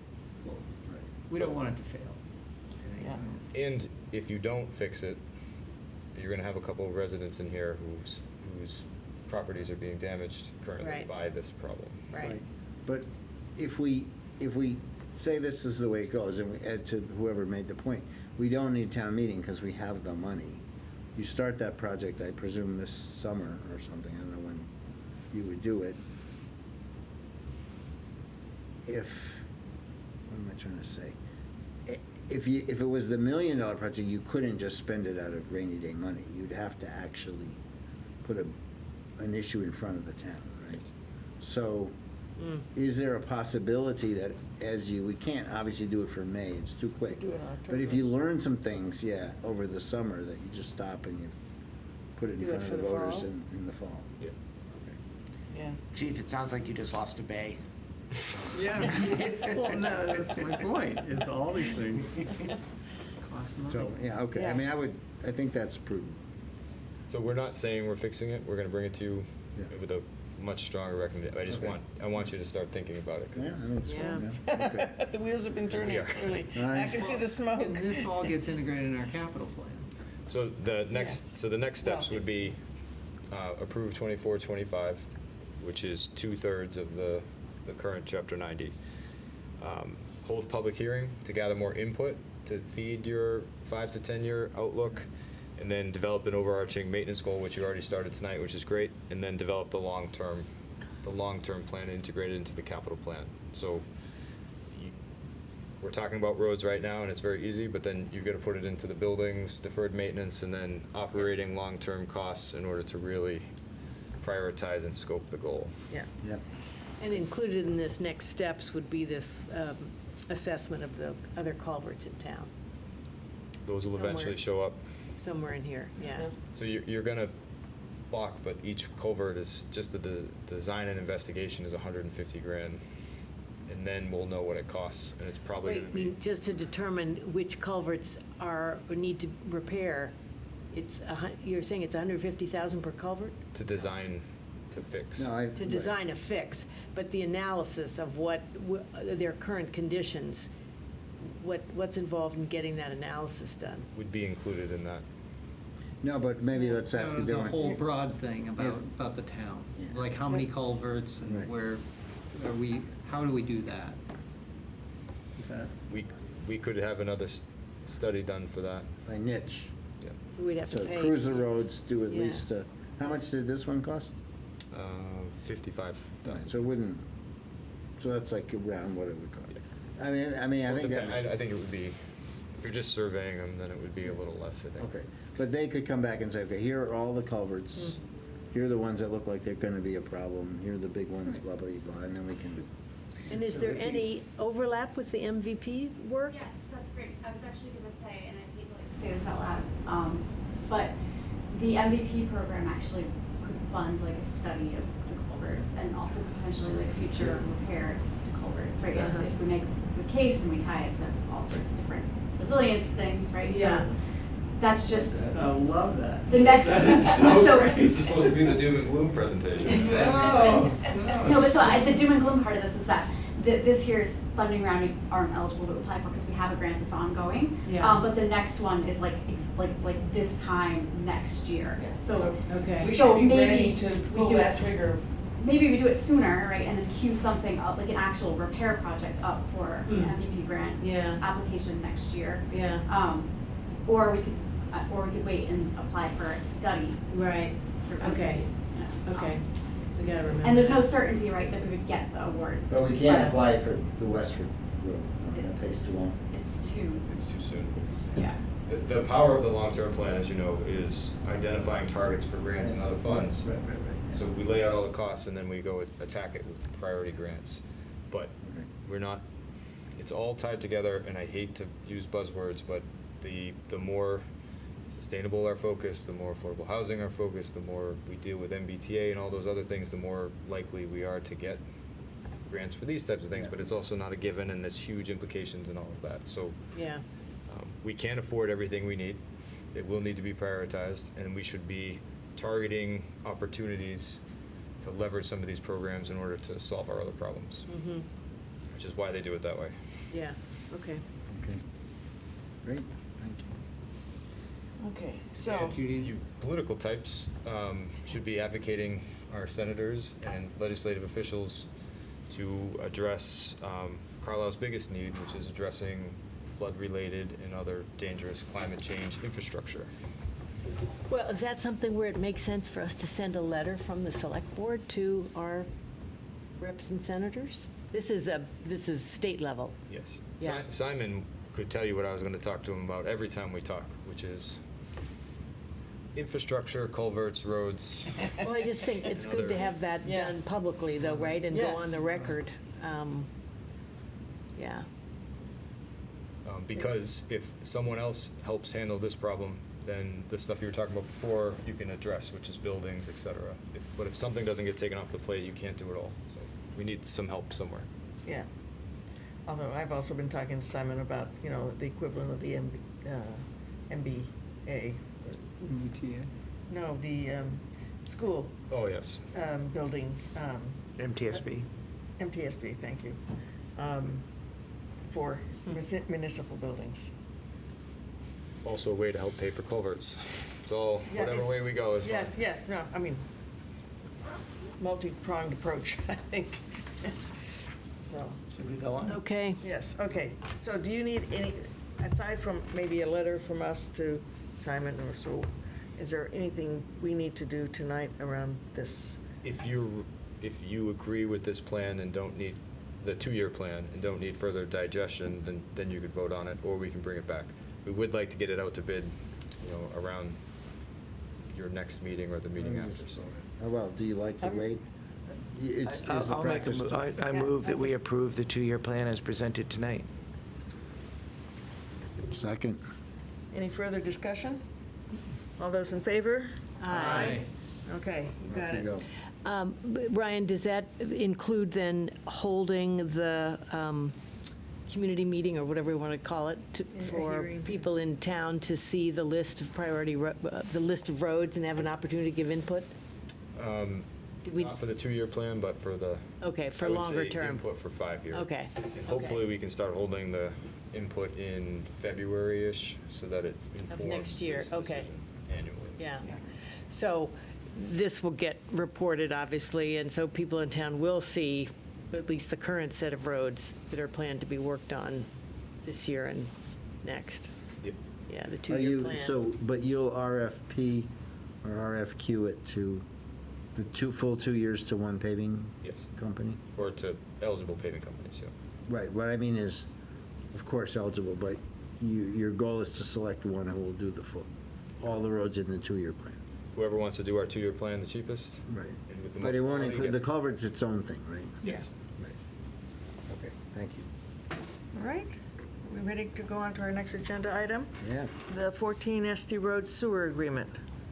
We're right on time, guys, so keep it up. Didn't we look at this last week and last? We did. We did, but we Here's now the have it to actual sign. agreement, Oh, yeah. okay. Did you see Great. the agreement? I Yeah. Do didn't bother to read it, it looked like Okay. it was the same Well. thing. you want me to put the motion on the floor? Yes, please. All right. I move to approve the intermunicipal agreement between the town of Billerica and the town of Carlisle for the provision of municipal sewer. Second. Is there any discussion? We had an explanation You're last here for that. time. So this will be the eventual user. Ah, Oh, I- okay. Oh, hi. Would you mind just explaining it? Sure. My name's Richard Anise, I live at 10 SD Road in Billerica, and I had a parcel next to me that I've owned for, over 30 years, and last time I got married, I gave it to him. So, we went to the planning board, get it all approved, and got everything all set. When we got the septic system design, when we got the price of the septic system, it was like $86,000 to install a septic system. So for a young couple to afford and move into a house, it's a little bit of a hit. So I have a sewer easement on my property, so we went to the town of Billerica, asked them if we could tie into the sewer, and they've given us permission, but they want your permission also. So that's basically everything that we're asking for. So as we discussed with you the last time we talked about this, we did vet this through council. One of our sticking points was we were going to be the billee. We said no to that. So Bill Ricca will bill the resident directly, and we won't be involved. So we're just approving the intermunicipal agreement to connect. That's what this is for. And to answer Travis's question, so it's answered publicly, this does not allow the next project to have a right-of-way because we're approving this one. Each one has to be considered individually, and there's no precedence, according to council. All right. All those in favor? Aye. Any opposed? Okay. We just need to sign this. Thank you very much. You good? Yeah, you're welcome. Good luck with it. Son's lucky that you have that easement. Yeah. Yeah. Yes. Let's set it this way. Nice to have him living on the property with you too, right next door. Okay, that was a 9 o'clock. Let me get back to my, oops. Administrators report. Okay. TA report. All right. Second, please. Pass that down if you would. All right, my report, phase 2 of the second floor cubicle project is scheduled for May 22nd. This will close that section of Town Hall to the public from the 21st to the 23rd. So we'll be moving the equipment out, establishing the new cubicles, and then moving our team back in. As part of this, we are boxing up and/or digitizing records, which is going pretty smooth. We're all helping out the departments there that have a tremendous amount of records. And Sarah, our sustainability coordinator, found us a moving company that will take and reuse the cubicles. So we would have paid for their disposal, but we're going to pay instead to have someone sustainably move them for less money. So that was a win. We're also digitizing records in the executive office. We sent more than 70 boxes of records total, to include my office, records that Jen and other executive assistants had, Gretchen's records, Historical Commission, and others for scanning. So they'll be removing extraneous materials and duplicates, and then digitizing, and we'll be able to get rid of the space from these records, but also search them easier, which will make us more responsive to records requests and provide a better history and allow them to be backed up. For human resources, this is now from Aubrey, who's back, thank God. The benefits fair scheduled for May 15th, so this will give residents, employees, an opportunity to come in and review their benefits from 2 to 4. We're also going to have a little morale session at that time. The representatives coming from insurance and other benefits to make sure the staff has answers to their questions and gets to talk to someone in person. These are, all those carriers are ones we have in the plan. And is this an enrollment period? Or they can switch around if they like different? Usually in November, isn't it? I believe so, yes. Okay. So and it also includes school employees, so they'll be able to come as well, which is why it's extended to 4. Very good. We've been interviewing candidates, and we have an accepted offer for a DPW position, but we're not bringing any candidates forward until they've completed their physical process from now on, so we don't have any more stops and starts with you. So we do have a candidate. We're hoping that that process finishes and we'll have someone ready for appointment. So this is a heavy equipment operator that we desperately need. We're down a few folks at the DPW, and they've been working shorthanded. You know that Lois retired as a driver, so we will miss Lois. And then we are still collecting resumes. We've gotten some pretty good candidates for the conservation land use assistant position that's open, Mary's old position in the conservation office. It talked a lot about the communications plan and information we're sharing for town meeting. We provided the link in this report, and it's on the front page of the website so that people can easily find it. We talked about the video we're putting together, talking about the warrant articles in detail. Thanks to MMN for working with this on this project. We're hoping to make it an annual thing. Social media as well, and the budget book, which provides as much detail as you want on the budget, including a line item budget, so you can see where every dollar is being spent. We want the budget to be as transparent as possible so that people will support it or ask questions.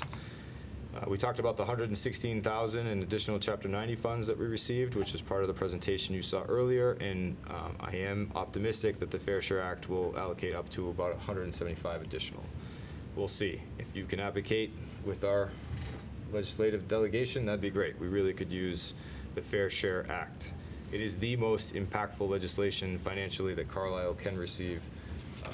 You ready, Simon? The Ways and Means budget, which did increase Chapter 70 from $30 a student to $104 a student, would net the Carlisle Public Schools around $40,000 and the regional school something additional.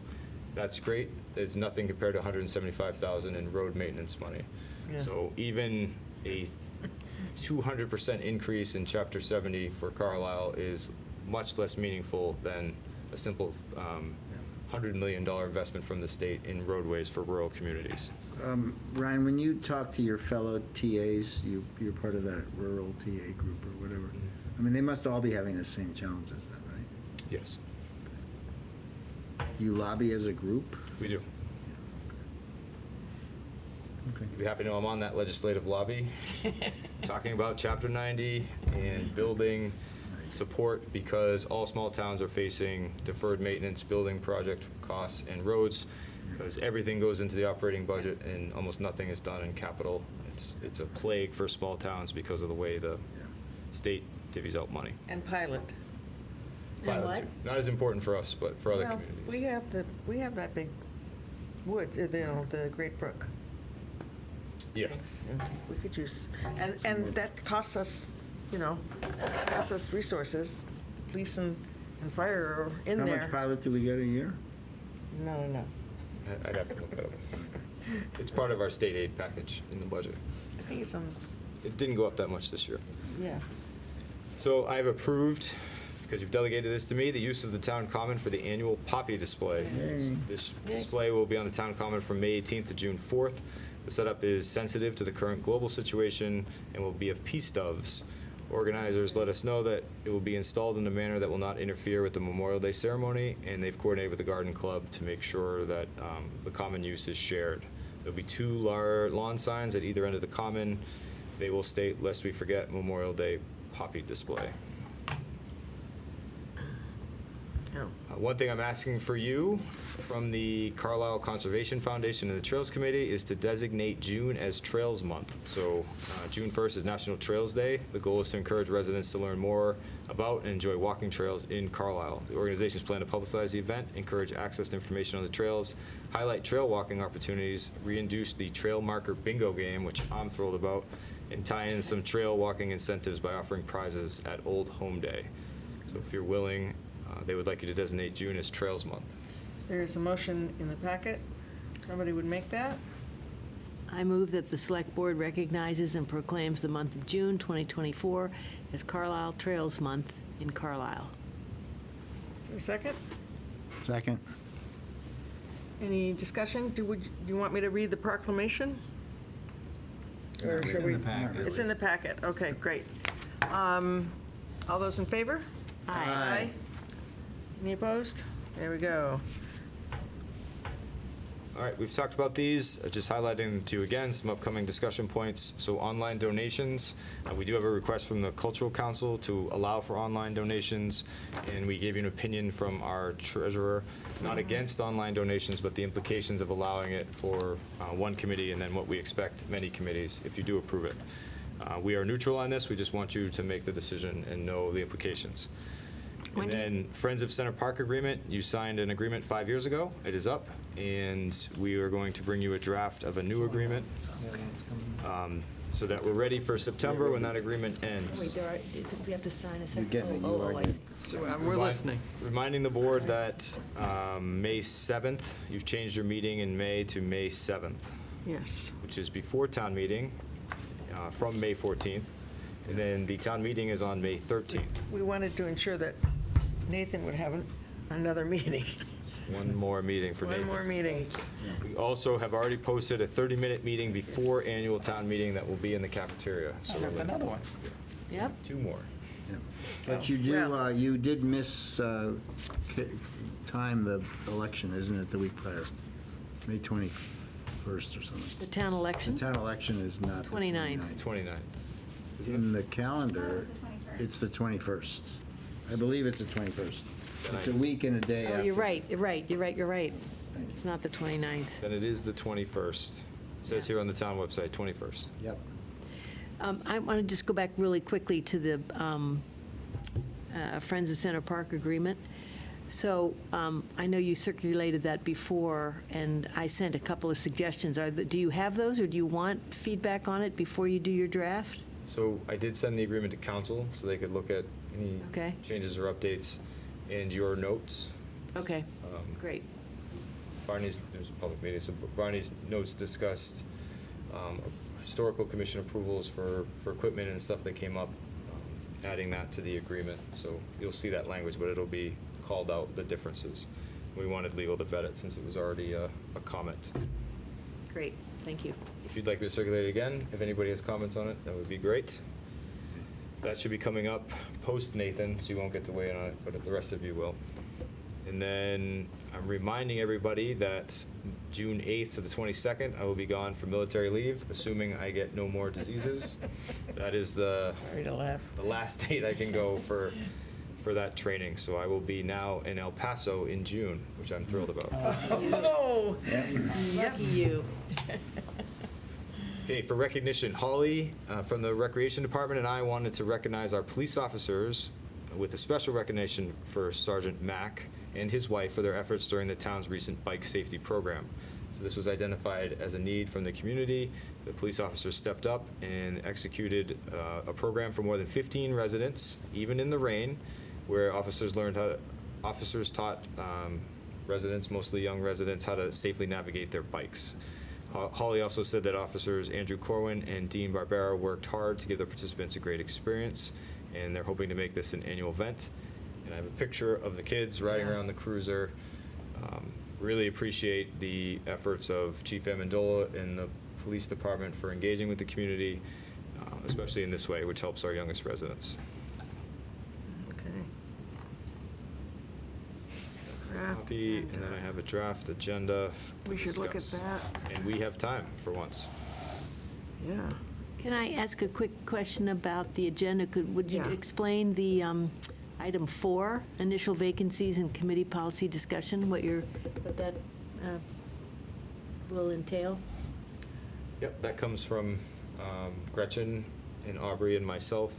So we wanted to give you more time this year to discuss vacancies and appointments and to advertise Yes. them per your policy. So if someone's coming up, that position needs to be advertised, and then you'll get a list of all the people that want to, per your policy, to fill those vacancies. So you'll get that initial vacancy list, and we also have highlighted a couple boards and committees that we need you to make decisions on.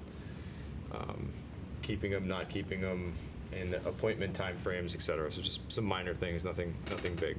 Okay. And then we should probably adjust the policy to match reality. Yeah. Okay.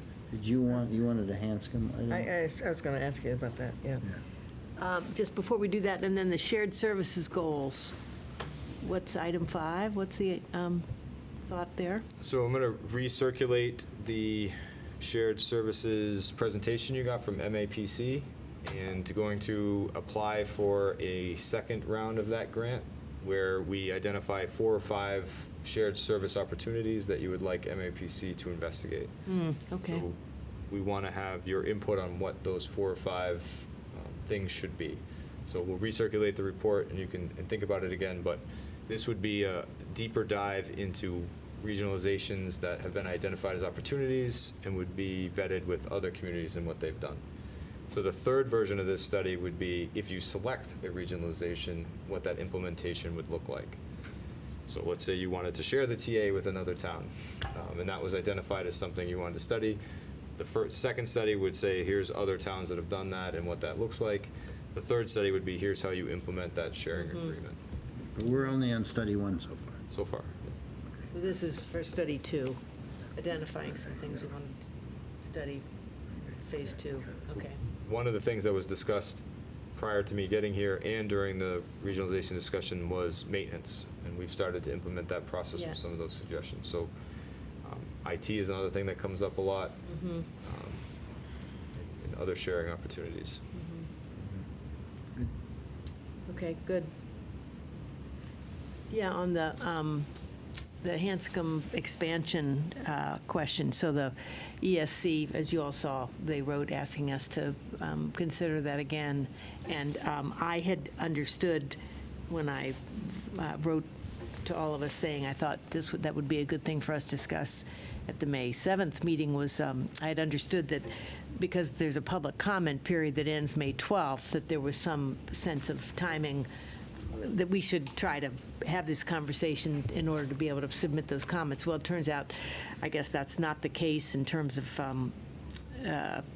a board, discussion and vote on whether or not to support that expansion. And so, according to a member of the Sustainability Committee who's very much involved in this, we have time if we wanted to wait and have that conversation at say, the meeting later in May or early June even. What is the timetable for the approval of?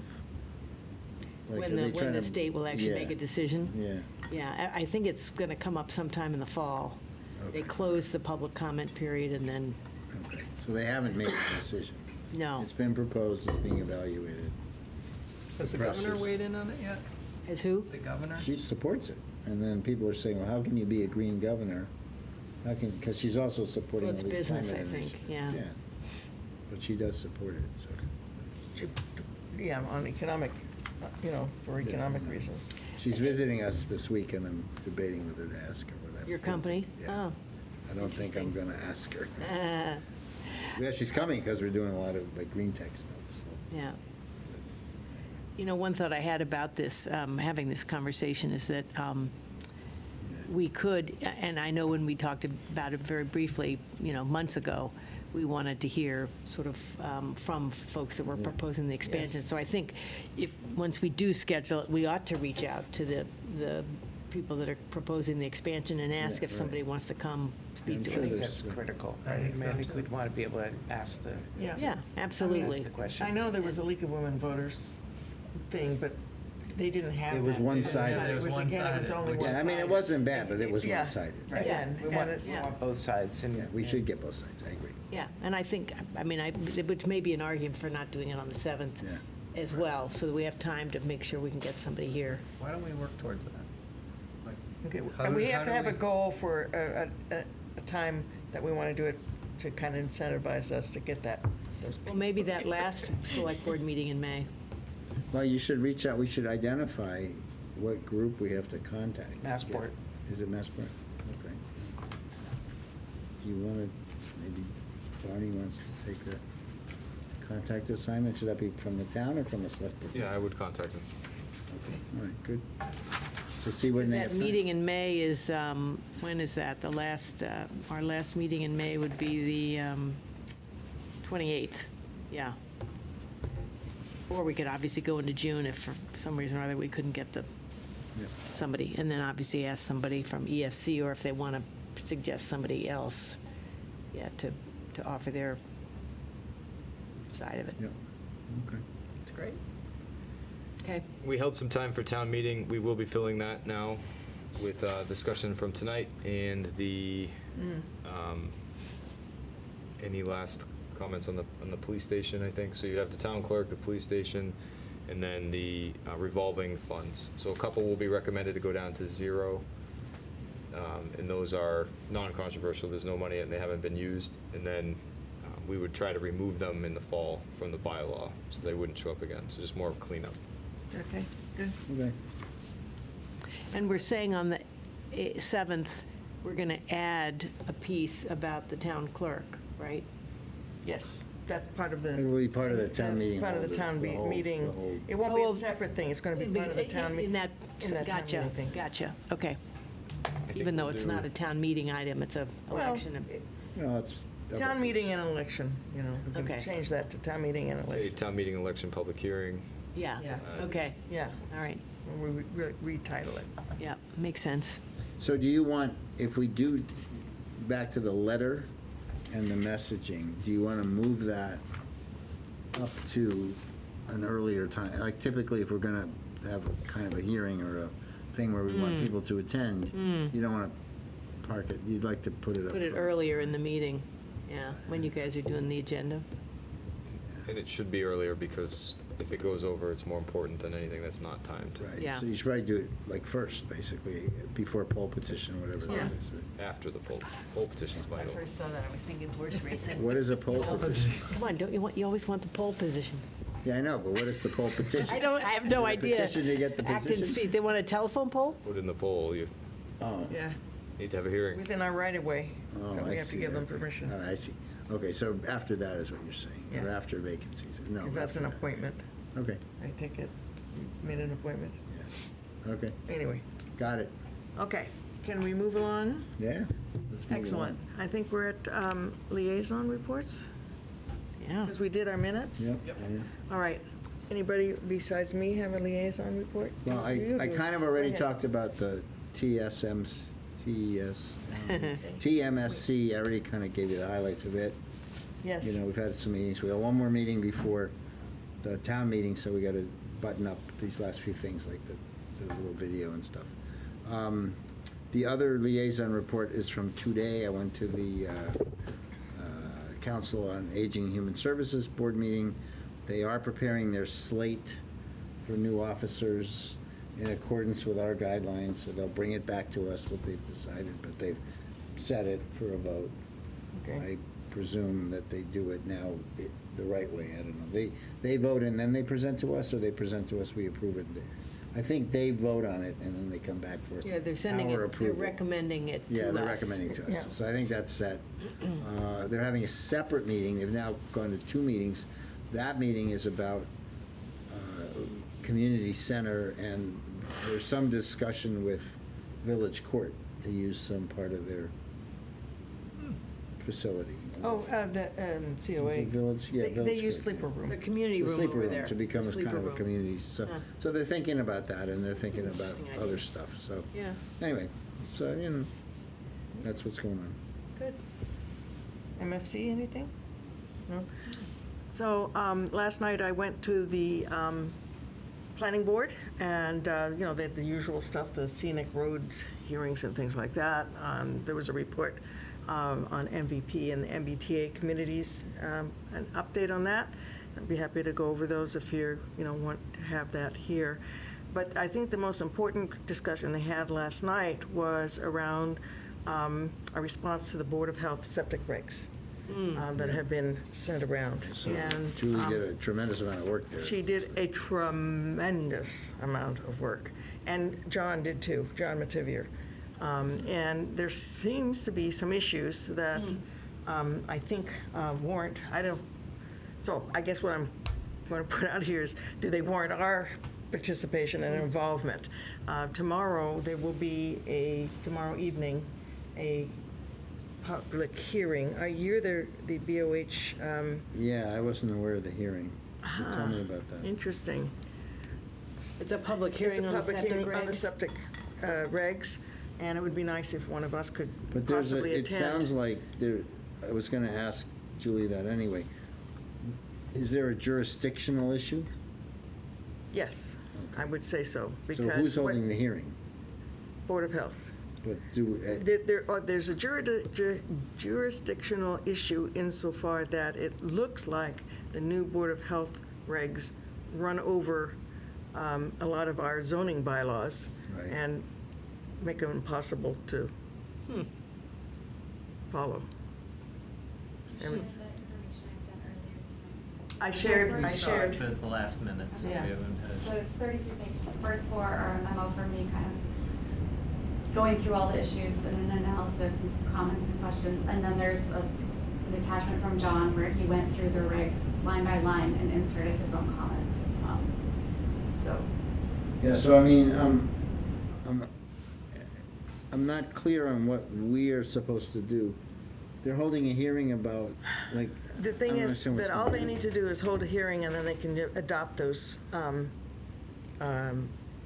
regulations. They don't need to go to town meeting or anything. Even and if there requires bylaw changes? Even if, regulations. because they're regulations. Right, but- so, yeah, they are able to, by simple majority vote, change their regulations in such a way that it will impact zoning and current personal property rights that have been granted to the town by a 2/3 majority vote of town meeting, and it's in the zoning bylaw. So that's my big, thing I'm struggling with this, is that So I think the one thing we could do is ask them to post, what I worry about is they'll have their meeting. Right, they'll vote it. And then they'll vote it and it's done, and nobody's had a chance to, Did they there's request your any- memo, or you just put it, took No. on yourself to? No. not only did they not So has there been request any it, discussion with the we Board of talked Health? about it So- last night. let me answer Okay. David's question. They did not request that memo. In fact, when the memo was submitted to them, they said, we don't care what you write. Right, stay in your swim lane. We would like to hear what the planning board has to say about your memo Okay. first. So, That was the staff member, though, not the board. I'm sorry, a staff member said that, about the memo that Julie wrote? Yeah. Okay. And what did the planning board decide last night? Did they take a the decision? planning board wrote a letter, I can read it, well, it's a very short thing, but also requested that the Board of Health not finalize anything until they were requesting a joint planning board, Board of Health meeting. Right, I That's think a I good saw idea. that. And that was written to the board, because you wrote the health agent, but I didn't see the Board of Health copy. That was asked to, no, but you asked the agent to send it to the So board.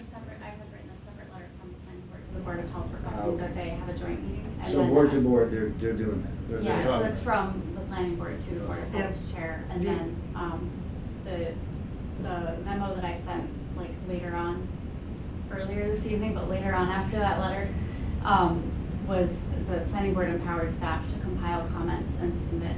So the planning board didn't actually review everything that's in the document that I submitted, but they reviewed a lot of the content of it last night, as well as John's feedback, and they agreed that staff could submit comments in advance of tomorrow night's hearing for the board's consideration. So the hearing tomorrow is not a vote, it's just a hearing of, I don't They know. decide. I don't know that. It's the second of the 2 hearings they have scheduled, so. what time is it? Is there a link? It's at 7, I think. Has it been sent And out? unfortunately, I cannot make it. It's sort of the opposite of our town meeting approach. Yeah. Yes.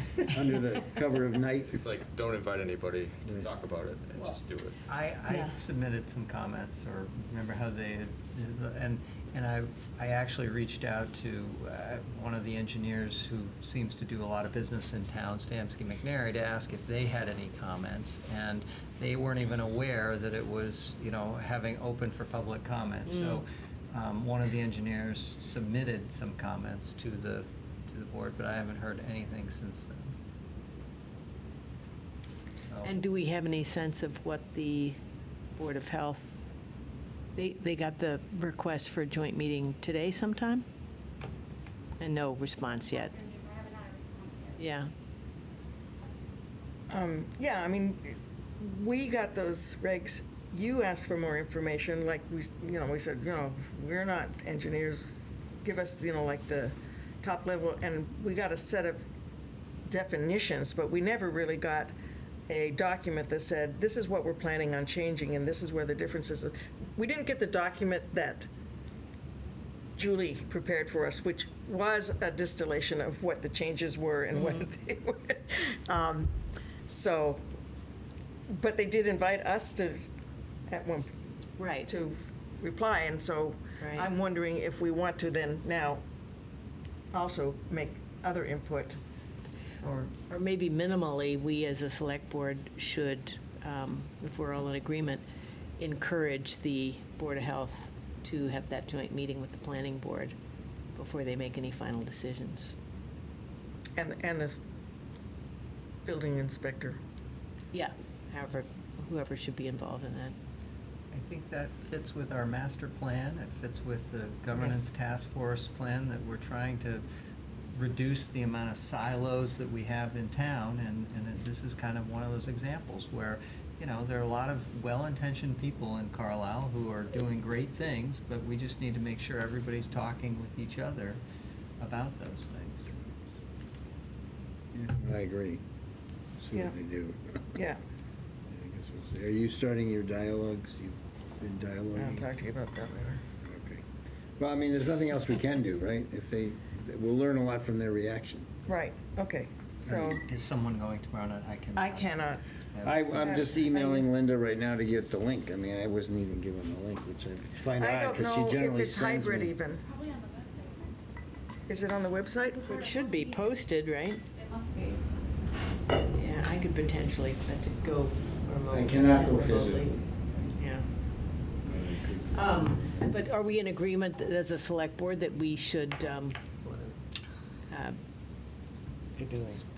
maybe, I don't know, Kate, if you do this on Yeah. behalf of the board, but whatever, we should be sending something to the board chairs of the planning board and the Board of Health to just say we encourage them all to have that joint meeting before making any further decisions? Can do that. Yep, I would do that. If I we're all would do that. comfortable with Okay, that. Board of Health, it is in the calendar. Here. Hybrid, in-person, and remote, Okay, so there's. 7. Okay. Here it is. Do we know- did Proposed court- septic regulations. Was court able to reach Patrick? Patrick? You don't know? Because he offered to do that last night. I gave him his phone number, so hopefully that happened. All right.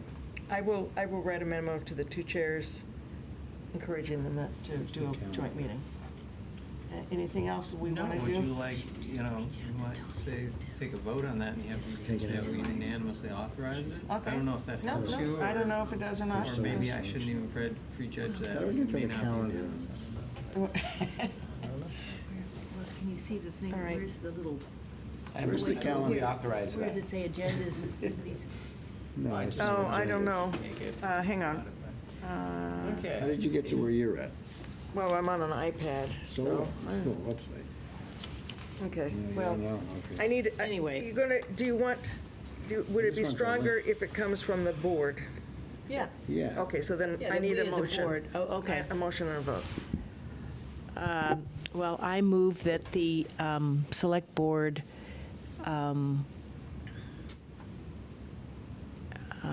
encourage the Planning Board and the Board of Health to meet to discuss the proposed septic regulations before the Board of Health makes any final decisions. Second. All right? All those in favor? Aye. Any opposed? Okay, I will do that tomorrow. Great.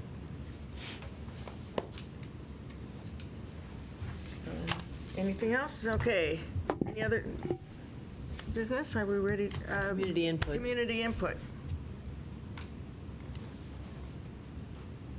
I don't see a link. I have one quick Mhm. comment, if I have That's time. I don't want to keep John. you guys. Hey, John? Hi, guys. I got How are came ya? back. I don't know if you can Like make it you're any very far louder. away. Yeah, you're very faint. I can't make it any louder from my end. How's that? I That's can put the better. mic Better, right next to my yeah. mouth. Does that work? Yes, that's better. Okay, so I just I'm focused on the fire department. The OPM I think is a good idea. Just in rap music, OPM means other people's money. So I think that passing the OPM by the select board is going to be challenging, but potentially the most rewarding part of the project if you can get the tasking right. as well as a person, as some other people have pointed out, that could really work out well. And I said this in a couple of emails I sent you guys, that I think you need to consider setting a goal for the fire department, a mission statement for the fire department, as opposed to different features like you were working on tonight. It's just it's what I learned in project management. So you have a feature set and you have a project. They're two different things. Also, I've written you a little bit about this. Some system of measurement. Chief Soros has gone back to the NFPA, which is the National Fire Partners Association or something like that. But what insurance companies use is the ISO, which I've written you before, the Insurance Services Organization standards and classification.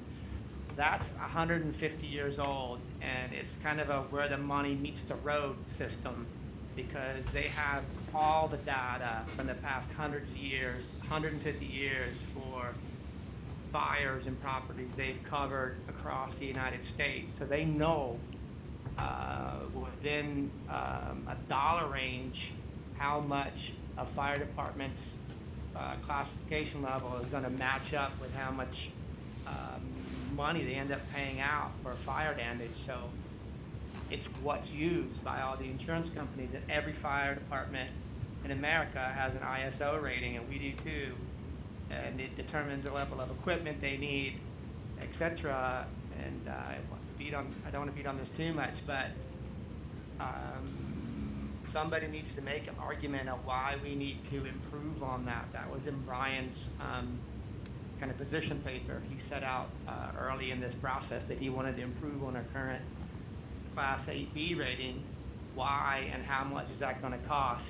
And as I said, if it ends up with fire hydrants or a fire hydrant facsimile for Carlisle, if you think the fire station is expensive, wait till you find out how much that's going to cost. And the final thing is data collection. David brought this up early when he asked Brian, had you compared Carlisle to other small town fire stations around Massachusetts? And I couldn't really hear Brian's answer, but I think it was no. So there are 35 towns our size, 5,000 to 7,500 people in Massachusetts. They all have websites like we have listing their apparatus. They all have descriptions of their fire department. It's not that hard to get basic information. You could also get their ISO rating. They all have ISO ratings. The fire department chiefs all know them inside out because it's how they're judged. And it wouldn't be that hard, time consuming maybe, but not that hard to look all those up online and put them in a matrix, a database, or those spreadsheets, so that you can cross-reference all these things, like how many towns our size with our rural footprint have a ladder truck? Is a ladder truck needed for a Class 8B rating? How many towns our size have an extra tanker that's only used 6 months a year, etc. What exactly is the equipment you need for a Class 8B rating? That would be really useful. So you also could do all those things, the measurement, the goal, the data collection, through the OPM and the tasking of him.